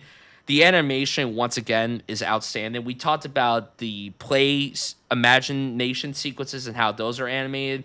We have that photorealism from 4 still utilized here. Like I said before, I think it was much stronger in the fourth one than it is here, but there were certain moments where the detail in the particular locations, like that one sequence where Jessie is running through the fields, that was so detailed, and I was really impressed with that element. So, animation wise, it's gorgeous. It looks beautiful. It's a reminder that Pixar, despite the fact that sometimes they have middling movies coming out, they crush it with the animation, and it looks no different here. It's really impressive work from the animators. How did you feel about the animation here? The one of the scenes when the buzzes are on their journey going through the woods and stuff, and they come across the animals and stuff. I wrote a note. I was like, the deer look better than in Disclosure Day. That is true. That's true. Yeah, Hopefully, no, I think that these. Steven Spielberg, if you're hearing this, I still love you. I love you, Stevie, but it wasn't my favorite element of that movie. So, yeah, yeah, no, I think that these have consistent. The first one, when you go back and watch it, you do like kind of forget that like it looks a little janky, but like it was it was revolutionary tech at the time, and I just think that they've perfected it since then. And yeah, especially the fourth and now this one, like I think that they just really nail it. And there's a couple of beautiful shots too. The that one shot of like the tire swing shadow with like Jessie in the middle of it and stuff. Like Yeah. there's some really like there's some good like artfulness to it, which again, as like so many kids movies can just be kind of disposable with that stuff and not really have any sort of meaningful cinematography or design to it. And like Toy Story, they just always consistently had really great style too. I still think that the crowning achievement in terms of animation in this series is the opening of the fourth one, in the rain, The under the rain, yeah. car, like that. That to me is one of Pixar's best animated sequences ever. And the rest of the movie looked unbelievable. But that opening, like still 7 years later, when I rewatched the movie before I saw this, I was just like, how the fuck did they pull this off? Like, how the fuck did they do this? It looks real. You forget that you're watching an anime film. The detail is so authentic. And it's sad when you see certain anime films where you could tell that they rushed the process and they put out crappy middling work. And I read that Andrew Stan said that this film was done in 3.5 years, and usually anime films take 5 to 6 years. So I could see that some people are like, oh my God, so they rushed out the movie. I didn't think at all it looked that way. I thought it looked beautiful from the first to the last frame. So I had no complaints with the animation. And again, I really admired the swings that they took with the playtime sequences. Yeah, yeah. Even if I was like, oh, that's a little jarring because it's not consistent with the rest of the movies, it still looked gorgeous, and and it was a good swing for them to take, I guess. Yeah, and then the voice cast, what is there to say? I'll let you kick off this section because, I mean, really, what is there to say? I mean, they're just all iconic. Yeah, I think the most notable thing here is like you talked about earlier, just Joan Cusack really being front and center. And yeah, in her introduction into, she definitely gets a lot more of the emotional stuff to do. In the other one, she's maybe reduced a little more to a side character and just dealing with some of the the catchphrase kind of stuff. But yeah, she gets so much to do here. She's so funny. She's so emotional. I mean, Woody and Buzz are just so iconic. Some of the most iconic voice casts of all time. Everyone else in the supporting cast just wonderful. Conan O'Brien, a wonderful welcome addition.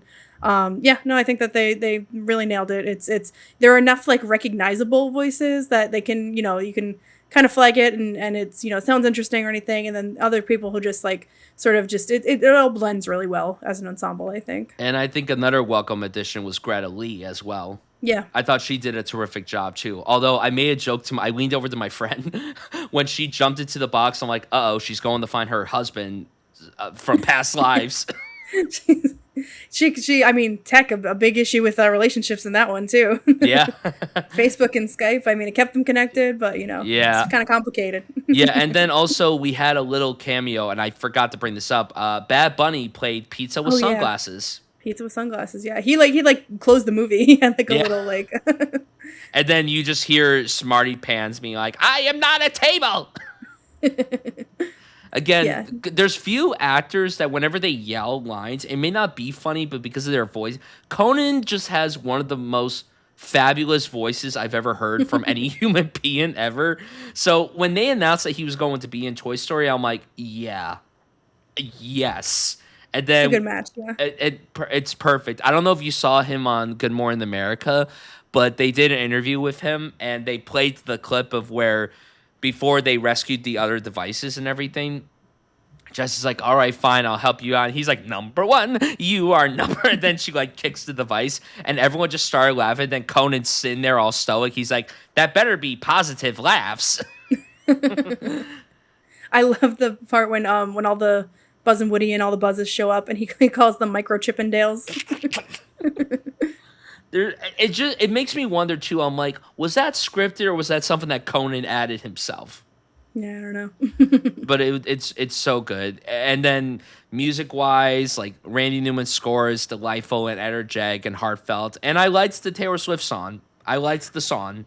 I like it. I had heard it beforehand, before seeing the I movie. purposely It was just, didn't because I didn't want to yeah, know where it was in. I didn't know if it was in the credits or like if it was in the flashback with yeah. Jessie and everything. And It had kind of been everywhere. I think I heard it on a podcast or something. And similar to you, I was like, oh, if it's centering around Jessie's story, and this is like kind of a song from her perspective, sort of. I definitely assumed it was gonna be in the movie, and the fact that it is post credits makes me feel, or during the credits makes me feel like that. Like I think they should have incorporated it into the movie. At least if you're worried about Taylor Swift's Oscar chances, I think you have a much better chance of differentiating yourself if it's like the song is central to what's going on in the movie, the way that a lot of the Toy Story songs have been. So the fact that it just sort of like feels like a bit of an afterthought on the credits, I don't think it's not really all that impactful. And I don't know, I think the song's like fine. It didn't really stand out to me too much. I mean, I don't think the song was incredible by any means, but yeah. But also, she did co-write it with Jack Antonoff, who I love. I love Mhm. Bleachers and everything, so I think it's cool seeing him affiliated with a Toy Story movie in terms of the music. Because, and this is also not the first movie this year that he associated with, because he wrote some songs for Mother Mary as well. Mhm. So I love that all these filmmakers are like, let's get him to write music. Yeah, you're damn right. Give him all the money in the world, write a song, and it could turn out to be a winner. But Yeah, yeah, I just assumed they would have centered it a little more. I agree. I was a little surprised, and I mean, maybe they're not hungry for an Oscar, but I'm sure if this song doesn't get nominated, the Swifties are not going to shut up about it.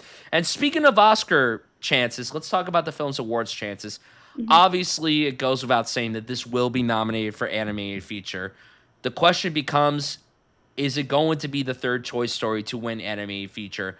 Now, we don't have a ton of competition right now because there haven't been a ton of animated films that have come out. Hoppers is absolutely getting Yes, yeah. nominated. Mhm. We do have Wildwood coming later this year, the Leica movie, which I feel like that would realistically be the only competition that we know of now. But with how the Academy, specifically the animation branch, has embraced non-Disney projects, a bit more of the out there, independent, not as high profile animations as they used to, we could see something like that one film Tangles that premiered at Cannes. We could see that coming into play depending on who picks it up and everything. But this is absolutely getting nominated for every animated feature award. And depending on the passion for the song, I could see it sneaking into original song. But other than that, that's really it. I don't see it getting anywhere else. And that's totally fine. Like, it doesn't have to. But this is absolutely walking away with at least one nomination come early 2027. Yeah, for sure. Yeah, I do think that yeah, this and the Like a movie could sort of there always seems to be a narrative that forms as sort of like an underdog and the more like studio I mean like as a pretty big well liked studio too, but not compared to Disney, which is like so dominant. So yeah, I could definitely see it kind of being a face off between those two, although I would definitely expect Toppers to get nominated and is very well liked. So yeah, I think the nomination is pretty much guaranteed. Whether it's a win or not, like we'll have to see how the year plays out and if anything else really takes hold. I think the song's pretty safe for a nomination.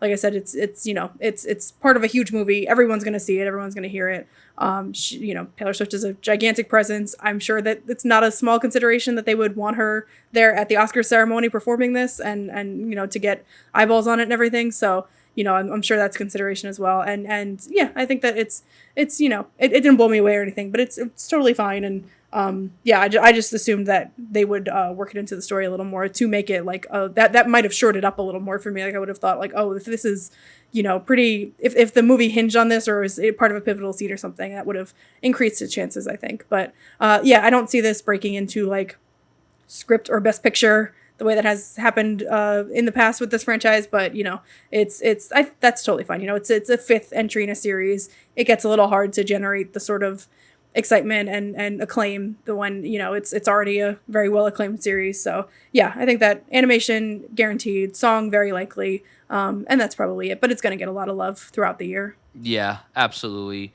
And I also want to play a fun little game. How much money do you think this is going to make? It's going to at least make $1 billion. It's going to do very well financially. Yeah, I don't. Yeah, I wonder if this is gonna be better than like was it Inside Out 2 hit like well over a billion.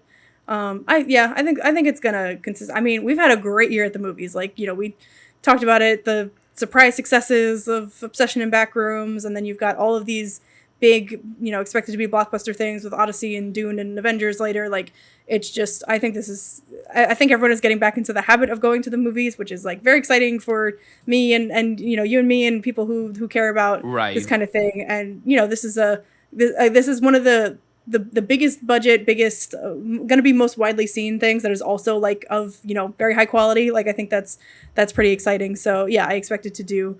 I would assume that a billion is a pretty safe guess, which is kind of insane. But Yeah. it's gonna play for a long time in the theaters, I'm sure. Yeah, absolutely. And also, there's not a ton of movies out right now for kids. So Yeah. parents are going to be taking their children to go watch this. And I'm just happy that it's for a good movie personally. I know that some of the movies that come out that are aimed for children are not for my demographic or anything, but it is nice to see movies like this do very well as opposed to something like the Mario Galaxy movie, which I know was a huge moneymaker understandably so. But I'm glad that this is probably going to follow suit with that. And, just to point out some numbers from previous Toy Story 4, it made 434 million domestically, 639 million internationally, and just made over $1 billion worldwide. Inside Out 2 made $1.6 billion Wow. worldwide. I definitely anticipate this at least making $1 billion. I don't see this being made anything less. So yeah, this is definitely going to. When you look back at the end of the year and you look at the highest grossing movies of the year, this is absolutely going to be on that top 10 list of highest grossing pictures for sure. Yeah, and Will it it's make? in the summer slot and Yeah, everything. And Zootopia 2 last year, I think, also hit those crazy numbers. So yeah, this is gonna be pretty yeah. consistent. I think that this will probably be at the number one spot for a little bit. I think this week might be the only time it's at number one. I don't know because next week is when Supergirl comes out, and obviously superhero movies provide good bang for the box office. But I do think that this is going to hold on very strong for the next few weeks and everything. And it's nice counter programming Until too Spider-Man, at least, yeah. until Spider-Man, until the Odyssey. The Odyssey is going to be a huge moneymaker as well with all the premium formats and what have you. But yeah, this is going to do very well. It's been doing well critically. Audiences have seemed to really love it, and I think the box office is going to be happy with the results as well. Yeah, for sure. Any other final thoughts before we give our ratings? Trying to think if there's anything else I want to touch upon. I would have liked more Duke Kaboom. I'm bummed that he was only in one scene. Hmm. I'm bummed that Ducky and Bunny had no lines spoken. I would have loved to have heard Key and Peele's voices again. And Not much Forky or Bo Peep were, either. were you bummed about that? Because I know that you've said that you love that character. Were you bummed that he was barely in this and everything?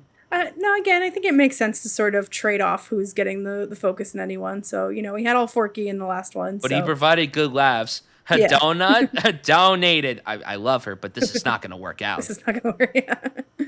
No, yeah, I think you gotta sort of sprinkle everybody in. So everyone's Yeah, gotta share their screen time a bit. absolutely. So, what is your final rating for Toy Story 5?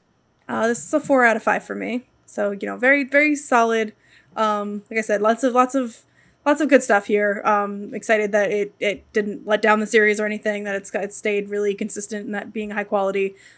So yeah, didn't reinvent the wheel, but I'm very happy that they brought Toy Story back with a good story, a good theme, developed the characters in a strong way. So yeah, this is a super solid one for me.